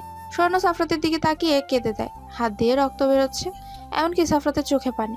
স্বর্ণ তাড়াতাড়ি মলম এনে সাফরাত রেগে যায়। এত জোরে কেউ কামড় দেয় নাকি? তারপর আবার নিজেই কান্না করছে। সাফরাতের মনে হয় ছোটবেলার কথা, যখন সাফরাতকে কামড় দিয়েছিল তখন রক্ত বেরোচ্ছিল। সেটা দেখে স্বর্ণ নিজেই কান্না করে দিয়েছিল। সাফরাত স্বর্ণের থেকে মলম কেড়ে নেয় আর বকাবকি করে স্বর্ণ মন খারাপ করে বিছানায় শুয়ে পড়ে। সকালে স্বর্ণ ঘুম থেকে উঠে অনেকটা অবাক হয়। সারা বাড়ি সাজানো আছে। তার থেকে বড় অবাক হয় সাফরাত তার সামনে একটা পেপার এগিয়ে দেয়। সেটা হাতে নিয়ে যা দেখে সেটা দেখে স্বর্ণ অবাকের চরম পর্যায়ে। Divorce paper. ইয়েস সন্ধ্যাবতী। ও সরি সন্ধ্যাবতী, বলার মতো অধিকার আমার নেই। হ্যাঁ, এটা ডিভোর্স পেপার। আমার একটা বউ থাকা অবস্থায় কখনো অন্য কাউকে বিয়ে করতে পারি না, তাই না? সেই জন্য ডিভোর্সের ব্যবস্থা করে দিছি। আমার সই করে আছে, এখন তুমি সইটা করে দাও। আর 3 দিন পর বিয়ে। আজ মেহেদি সন্ধ্যা, কাল হলুদ, পরের দিন বিয়ে। তাই এখন থেকে সব সাজানো হয়ে গেছে। ফার্স্ট সই করো। স্বর্ণ প্রচুর রেগে উঠেছে। মন যাচ্ছে এখানে পেপারটা ছিঁড়ে ফেলতে, কিন্তু সেটা করতেও রাগ লাগছে। তখনই দেখে রূপান্তিকা, এমনকি তাদের বাড়ির সবাই আসছে। সাফরাতের বিয়ে খাওয়ার উদ্দেশ্যে। স্বর্ণ এখনো কারোর সাথে কথা বলেনি। সাফরাত তাড়া দিচ্ছে বারবার সই করার জন্য। স্বর্ণ একবার চোখ বন্ধ করে জোরে নিঃশ্বাস নিয়ে সই করে দেয়। সাথে সাথে সাফরাত পেপারটা কেড়ে নেয়। তারও রাগ উঠেছে, কিন্তু কিচ্ছু করার নেই। পেছন থেকে রূপ ডেকে উঠে, সোনা, তুই মনে রাখিস কত বড় ভুল করলি, এর মাসুল তোকে দিতে হবে। মানুষ চিনতে ভুল করলি তুই পারতি নিজেকে সাফারতের সাথে মেনে নিয়ে চলতে, কিন্তু সেটা না করে বিচ্ছেদ করলি। বিচ্ছেদ কিন্তু সুখের না। জীবনের সিদ্ধান্ত নিয়ে গিয়ে তুই ভুলটাই নিলি।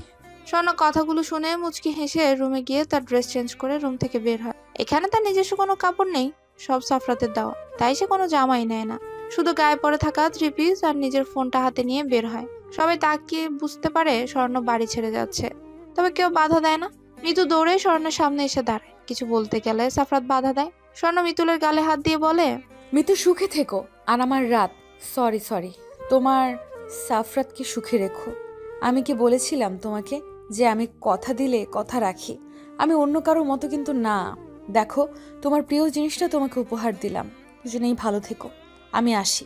সাফরাত স্বর্ণের কথা কিছুটা অবাক হয়, কিন্তু কিচ্ছু বলতে চেয়েও পারে না। এখন তার নিজেরই বিরক্ত লাগছে। স্বর্ণ যখন বাড়ি থেকে বের হয়ে যায়, তখন পেছন থেকে তার মা বলে ওঠে, বাড়িতে তালা দেওয়া আছে, কই যাবি? চাবি দিতে পারবো না তোকে। বাসায় কেউ নাই, তাই এখানেই থাক, একসাথে বিয়ে খেয়ে যাবো আমরা। স্বর্ণ পেছন ফিরে তাকিয়ে চলে যেতে লাগে। তখন কি মনে করে আবার পিছে ফিরে আসে আর বলে, মনে রাখবেন, আপনাদের সাথে আমার সম্পর্ক সেদিন শেষ করেছি যেদিন আমার বিরুদ্ধে আমাকে বিয়ে দিয়েছে। তাই এই সম্পর্ক কখনো ঠিক করব না আমি। আমাকে ঠিক করে বোঝালে আমি ঠিকই বুঝতাম, কিন্তু না, আপনারা সব জেনে বুঝে আমার সাথে বেইমানি করছেন, এমনকি সাফরাতের বিষয়েই এইসব জানার পরেও। তাই আমি আপনাদের বাসায় যাচ্ছি না। আমি নিজের ঠিকানা খুঁজে নিতে জানি। ভালো থাকবেন, আর কখনো দেখা হবে না আপনাদের সাথে। স্বর্ণ চলে যাওয়া মাত্র সাফরাত রেগে পেপার ছিঁড়ে ফেলে আর রেগে চিল্লিয়ে বলে, দেখ রূপ, তোর বোনের অ্যাটিচিউড দেখ, খুব ভাবনা। তোর বোনের শেষ প্ল্যানটাও কাজ করলো না। তোর বোন তো এই বাড়ি ছেড়ে চলে গেল, এখন কি হবে? আমার মাথা কাজ করা বন্ধ করে দিছে। এসব আর ভালো লাগতেছে না। আমার ভাবতে অবাক লাগছে যে এই মেয়ের সাথে আমি ছোটবেলায় 1.5 বছর সময় কাটাইছি। এটা কি সেই মেয়ে? এমন জেদি ছিল না কখনো। মন চাচ্ছে এখনই ওরে গলা টিপে মারি, শয়তান মেয়ে একটা। কুল বেবি কুল, সব ঠিক হবে, চিন্তা করিস না। আর দোস্ত, তোকে বারবার বলছিলাম যে স্বর্ণার এক কথার মানুষ, ও রাত ছাড়া কিছু বোঝে না। আর তুই কি না, তারও অ্যাটিটিউড কম না। তুই বলতে পারতিস যে তুই রাত, তা না করে কি করলি যে তোকে যেন নিজে চিনে নেয়। এখন আমি বলি দোষ তোর, কারণ তুই তো ছোটবেলায় কথাই ভুলে গিয়েছিলিস। আর সেই তুই কিনা এখন অন্যরকম জেদ খাটাচ্ছিস। আমার কি মনে হয় জানিস, স্বর্ণা সত্যিটা জানার পর কখনো তোকে মানবে না। ওই বালকন সত্যি, হ্যাঁ মানলাম আমি মনে রাখি নাই ছোটবেলার কথা, ছোটবেলার প্রতিশ্রুতি, কিন্তু সেই জন্য কি আমার দোষ নাকি? আমি শহরে আসার পর সব ভুলে গেছিলাম। সেদিন আমার ছবিটা দেখে আমার সব মনে পড়ে। কই, তোর বোনেরও দোষ আছে, সে নাকি রাতকে ভালোবাসে। তো চিনতে পারলো না কেন আমাকে বল? আর কখনো জানবেই না যে আমি সব ভুলে গেছিলাম। কখনো বলবো না, ওরে বলবো আমি দেখতে চাচ্ছিলাম যে ও রাতকে কতটা ভালোবাসে। যা সর, নেক্সট প্ল্যান কর, নয়তো লাত্তি খাবি সবাই। কারণ আমার সন্ধ্যাবতীকে ডিভোর্স দিয়ে দিলাম তোদের প্ল্যান মতো। তোর কপাল খারাপ হতে পারে, সন্দেহ নাই। ও জানলে কখনো তোকে বিয়ে করবে না, কারণ ও যাকে সেই ছোটবেলা থেকে ভালোবাসেন সেই তাকে ভুলে গেছে। এটা জানলে ওর কতটা খারাপ লাগবে তুই জানিস? যদি হয়তো তুই বিয়ের সবাই ওরে পরিচয় দিয়ে বিয়ে করছিস, তাও হয়তো মেনে নিত, কিন্তু তুই সেটাও করিস নাই। তবে যাই হোক, কি আর করার, বিয়ে আবার দিব, চিন্তা করি না। নেক্সট প্ল্যান ওটা, ওকে? সবাই ওকে বলে হেসে উঠে। মিতু মন খারাপ করে বসে আছে। সাফরাত গিয়ে হালকাভাবে মিতুকে জড়িয়ে নিয়ে বলে, ব্যাপার কি? আমার ছোট বউ দেখে রাগ করে আছে? আমার ছোট বউ দেখে অনেক বড় হয়েছে, বুঝতে শিখেছে। বউ মন খারাপ করে থেকো না কেমন? তোমার জন্য রুমে অনেক চকলেট আছে, যাও খেয়ে নাও। ও না, সকালে তো কেউ খাওনি, আগে খাও খাও। সবাই মেহেদি অনুষ্ঠান নিয়ে ব্যস্ত হয়ে পড়ে। আর স্বর্ণ 3 দিনের জন্য একটা হোটেল রুম বুক করে। তার কাছে টাকা ছিল, সেটা দিয়ে তার মাঝে মাঝে সাফরাতের টাকা দিত, সেটা নিজের কাছেই রেখে দিত। স্বর্ণ চিন্তা সাফরাতের বিয়ের পর সেখান থেকে চলে যাবে। সাফরাত আগের বার মেহেদি লাগায়নি, দূরের আত্মীয়কে দাওয়াত দেয়নি, কিন্তু এবার সব অনুষ্ঠানের আয়োজন করা হয়েছে আর সবাইকে দাওয়াত দেওয়া হয়েছে। যে বউ সে নেই, আর এখন এরা মজা আড্ডা টাড্ডা নিয়ে ব্যস্ত। রাতে সাফরাত ঘুমাতে যাওয়ার সময় ডায়েরিটা বের করে একবার চোখ বুলায় আর মনে মনে ভাবে, ইস, সেদিন যদি এই ডায়েরিটা তোর হাতে পড়তো, তাহলে যে সব তুই জেনে যেতিস। সন্ধ্যাবতী, কারণ আমি তোদের বাসা থেকে আসার পর সব কাহিনী এখানে লিখে রাখছি। তার থেকে বড় কথা, আমি তোকে ভুলে গেছিলাম, সেটাও এখানে লেখা আছে। এর জন্য আমি আমার সন্ধ্যাবতীর গায়ে হাত তুলতে বাধ্য হয়েছিলাম। সেদিন আমার সন্ধ্যাবতীর কতটা কষ্ট হয়েছিল সেটা আমি জানি, কিন্তু কিছু করার ছিল না আমার। আমাকে মাফ করে দিও সন্ধ্যাবতী। যতটা কষ্ট দিয়েছি তার থেকে বেশি ভালোবাসি তোমাকে, আর আগলে রাখতে চাই আমি। আর মাত্র কয়েকটা দিন, এবার আর ভুল করব না, আগলে রাখবো তোমাকে, সব সত্যি বলে দিব। সকালে সাফরাত ঘুম থেকে উঠে নিচে গিয়ে দেখে সব আত্মীয় চলে এসেছে। রাতে হলুদ অনুষ্ঠান, এখন সবাই মিলে নাচ গান করতে লাগে। সবাই হেসে হেসে কাজ করতে শুরু করে। এবার অফিসে কিছু মানুষকেও ইনভাইট করা হয়েছে। রাতে সাফরাতের হলুদ সন্ধ্যা কমপ্লিট হয়ে যায়। কাল সন্ধ্যায় বিয়ে হবে, আর এবার বউ ভাত করবে না, পরের দিন বিকেলে। সাফরাত চিন্তায় আছে, তাকে তো শরণ্য পছন্দ করে না, তাহলে কি তাদের প্ল্যান কাজ করবে? এদিকে রূপ তাকে চিন্তা করতে বারণ করে আর বলে এই প্ল্যান কাজ না করলে এই প্ল্যান কাজে আসবে। এবার সাফরাত ফিক করে হেসে দেয়, তার আর চিন্তা নেই। অপরদিকে স্বর্ণ মনে মনে বলছে, রাত, আমার রাত, তুমি সত্যি কথা দিয়ে কথা রাখো না, না হলে কি কাছে থেকেও বেমানি করতে বলো? আমার রাত তো এমন ছিল না। রাত না, সরি, হ্যাঁ সাফরাত, তোমারও তো নিশ্চয়ই এতক্ষণে বিয়ে হয়ে গেছে। তাহলে আমার বেঁচে থেকেই বা কি লাভ বলো? স্বর্ণ নতুন একটা ব্লেড বের করে চোখ বন্ধ করে বাম হাতে একটা টান দেয়। চোখ খুলে দেখে রক্ত পড়ছে, তবে এতটাও গভীরভাবে কেটে যায়নি, বুঝতে পারলো। আবার একটা জোরে টান দেয়, রক্তের ছিটা এবার গড়িয়ে পড়তে লাগে, সাথে চোখের পানি। আরেকটা টান দিবে তার আগে ফোনটা বেজে ওঠে। ফোনের দিকে তাকিয়ে দেখে একের পর একটা ফোন আসছে, প্রায় 20+ ফোন চলে এসেছে। একবার হাতের দিকে তাকায়, ফোনটা কাঁপা কাঁপা হাতে উঠায়, রূপের নাম্বার থেকে ফোন আসছে। ফোনটা ধরে কানে রাখা মাত্রই রূপের কথা শুনে ফোনটা হাত থেকে দূরে ছিটকে পড়ে। স্বর্ণ যখন ফোনটা রিসিভ করে কানে দেয়, তখন ওপাশ থেকে কান্না সুরে ভেসে আসে, স্বর্ণা, তুই কই আছিস? যত তাড়াতাড়ি সম্ভব সাফাতদের বাসায় আয়, সাফাত অ্যাক্সিডেন্ট করছে হয়তো। স্বর্ণ আর কিছু না শুনে তার আগেই হাত থেকে ফোনটা পড়ে যায়। সাফরাতের কিছু হলে তো সে বাঁচবে না, বড্ড ভালোবাসে যে তার রাতকে। সে তো জানে সাফরাতই তার রাত। স্বর্ণ কোনো রকম ফোনটা উঠিয়ে নিয়ে দৌড়ে রুম থেকে বের হয়। তেমন কিছু নাই হোটেলে তার, তাই কিছু না ভেবেই দৌড় দেয়। রাস্তায় তার যেন গাড়ির জন্য দেরি করতেও প্রাণ বের হয়ে যাচ্ছে। তার উপর হাত দিয়ে রক্ত পড়ছে, হাতের জ্বালায় এখন তার নিজেরই বিরক্ত লাগছে, কেন হাত কাটলো সে। এদিকে রূপ ফোন কেটে যাওয়ায় কিছুটা ভয় পেয়ে যায়, আর ভাবছে স্বর্ণ কি বুঝে গেল যে এটা মজা ছিল। সাফরাত রাগি চোখে তাকায় রূপের দিকে। তাদের প্ল্যান ছিল মিথ্যা কথা বলে স্বর্ণকে নিয়ে আসবে, বলবে যে সাফরাত অ্যাক্সিডেন্ট করেছে। তখন আসতে না চাইলে বলবে যে রূপান্তিকাও ছিল সেই গাড়িতে, তখন নিশ্চয়ই আসতে ওইখানে। আর তখন স্বর্ণ আবার সাফরাতকে বিয়ে করতে রাজি না হলে সব সত্যি বলবে যে সাফরাতই হলো আসল রাত। কিন্তু স্বর্ণ ফোন কেটে দেওয়ায় সবাই ভাবে আর আসবে না স্বর্ণ। সাফরাত এবার রূপকে ধাক্কা মেরে বলে, দেখ ভাই, আজকে তোর খবর আছে। তোর আবাল মার্কা প্ল্যানের জন্য যদি আমার সন্ধ্যাবতী আমার কাছ থেকে দূরে যায়, তখন কিন্তু তুই আর বেঁচে থাকবি না, মেরে দিব তোকে। আমার সন্ধ্যাবতীকে চাই, বুঝলি? ওরে ছাড়া কাউকে বিয়ে করতে পারবো না আমি।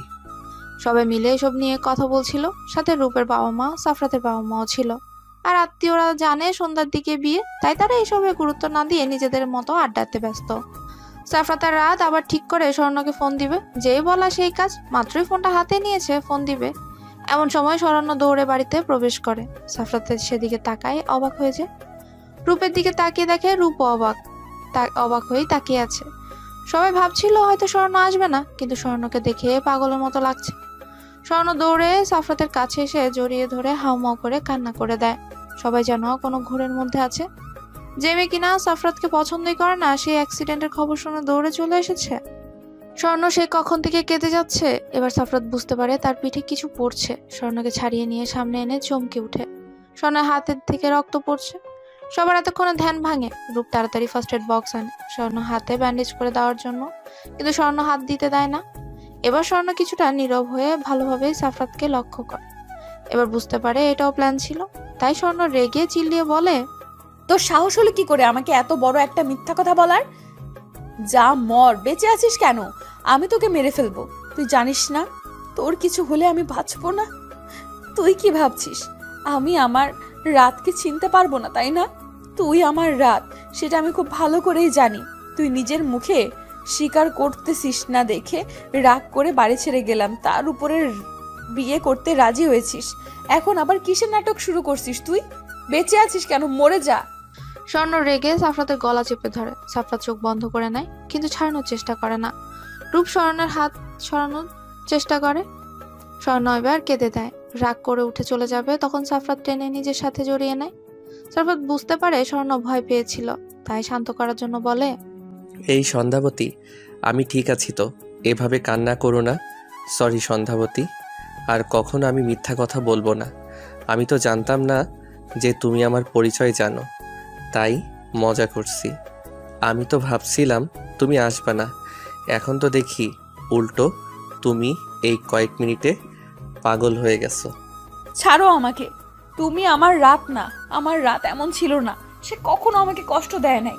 তুমি আমাকে একটুও বোঝো না, আমাকে রেখে অন্য কাউকে বিয়ে করে নিতেছো। হয়তো বিয়ে হয়ে গেছে এতক্ষণে। আমি জেনে বুঝে তোমার বিয়ে দেওয়ার কথা বলেছিলাম, যাতে সত্যি বলো না মিথ্যা বলো বা নাই বলো। তাই আমি কথা দিয়েছিলাম যে তোমার আর মৃত্যুর বিয়ে দিব, সেটা রাখার জন্য তোমাকে বিয়ে করতে রাজি হলাম, যাতে এত বোকা কথা দিলে কথা রাখতে হয় না। তুমি উল্টো আরো বিয়ে করার জন্য লাফাচ্ছিলে। স্বর্ণর কথায় সবাই হেসে দেয়। এবার সাফরাত বলে, ধুর পাগলি, আমরা প্ল্যান করে বিয়ের আয়োজন করছিলাম, আর ডিভোর্সটাও প্ল্যান ছিল। সব যে তোমাকে এবার তোমার মতে বিয়ে করব। আর মিতুর কথা বলতেছো, ওরে আমি বোঝাইছি। ওর পরীক্ষার পর যেদিন আমাদের বাসায় আসে সেদিন। ফ্ল্যাশব্যাক। মিতু যখন সাফরাতের সাথে দেখা করার জন্য আসে, তখন সাফরাত অনেক বুঝে শুনে মিতুর কাছে যায় আর মিতুর পাশে বসে বলে, মিতু, তোকে একটা কথা বলি শোন।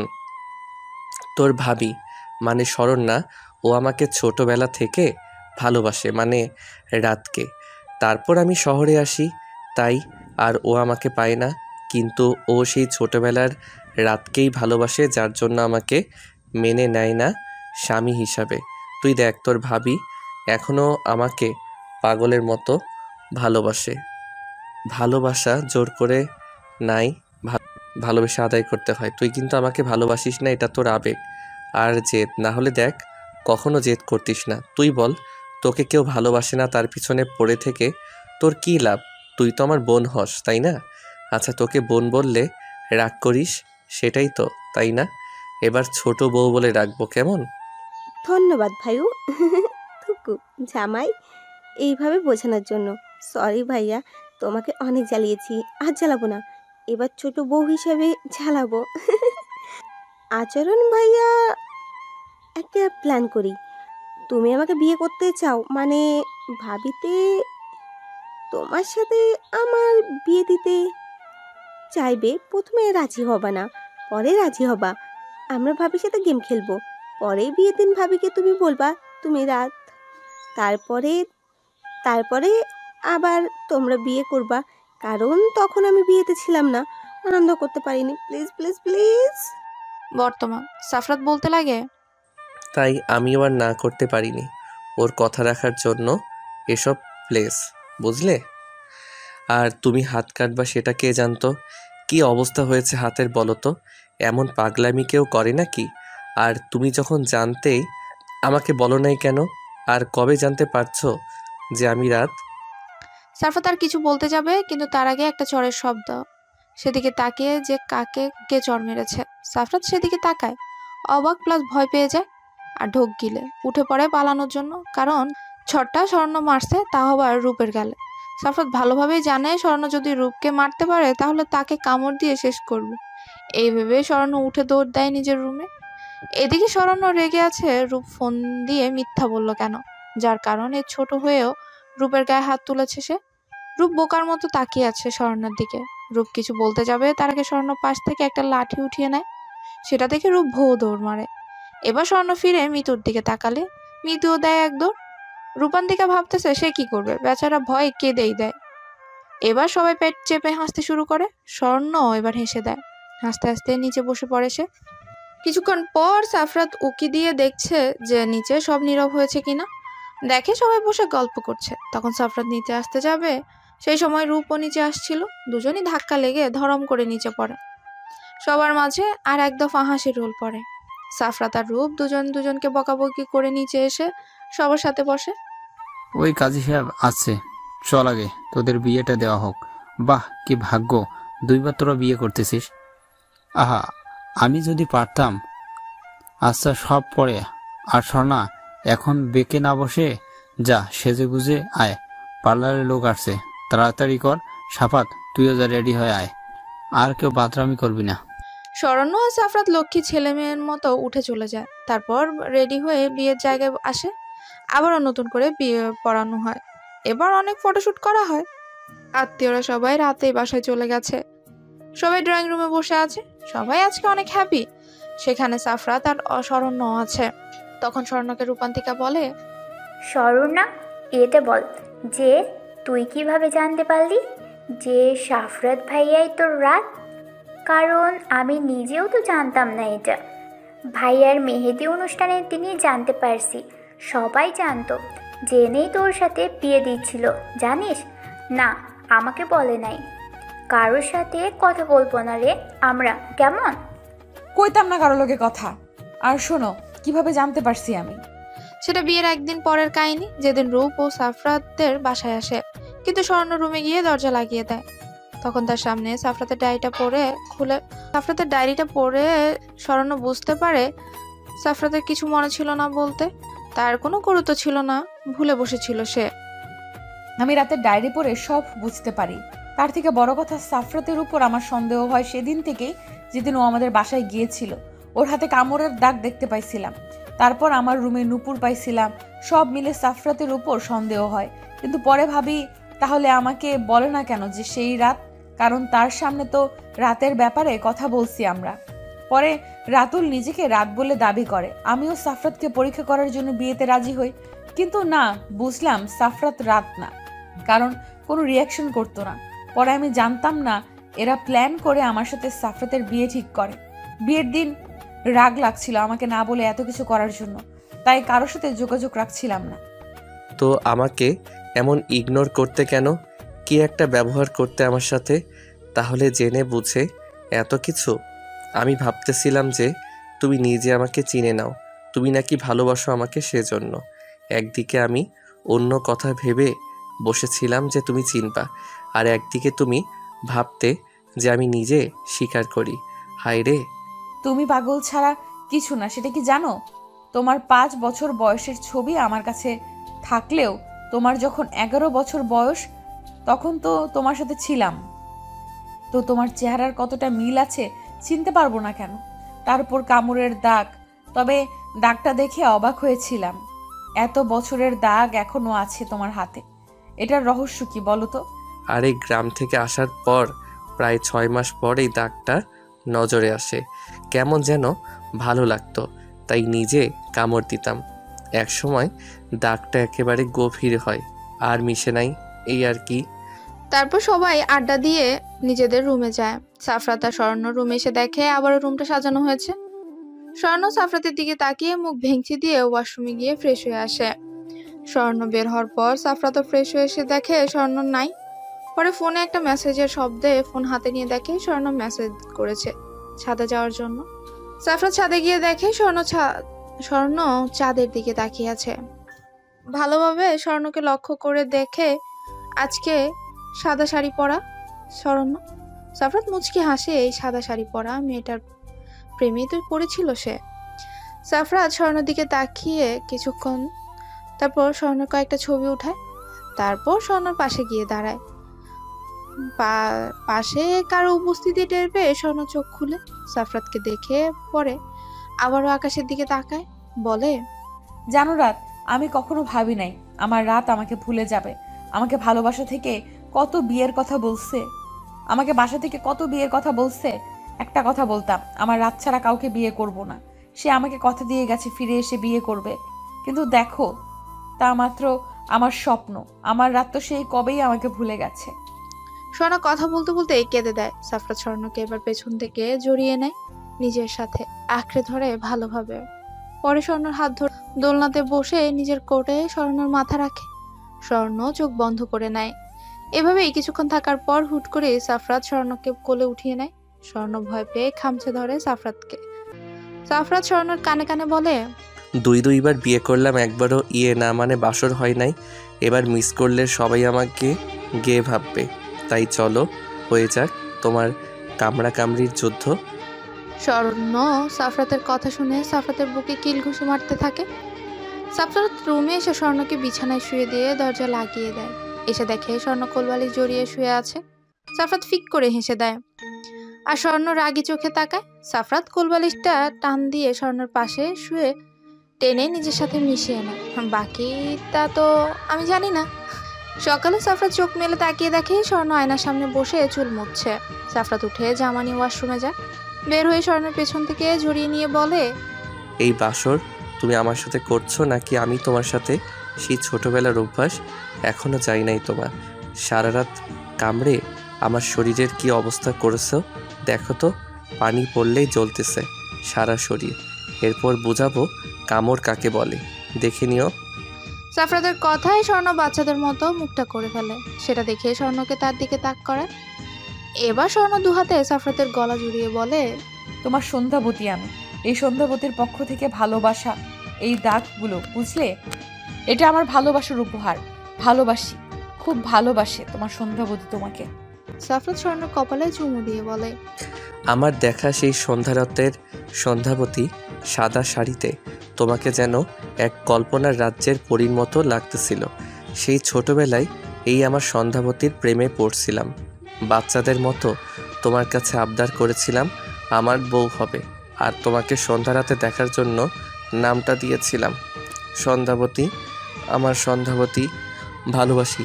তোমার বাচ্চার বাবা হওয়ার জন্য হলেও সারা জীবন তোমাকে পাশে চাই।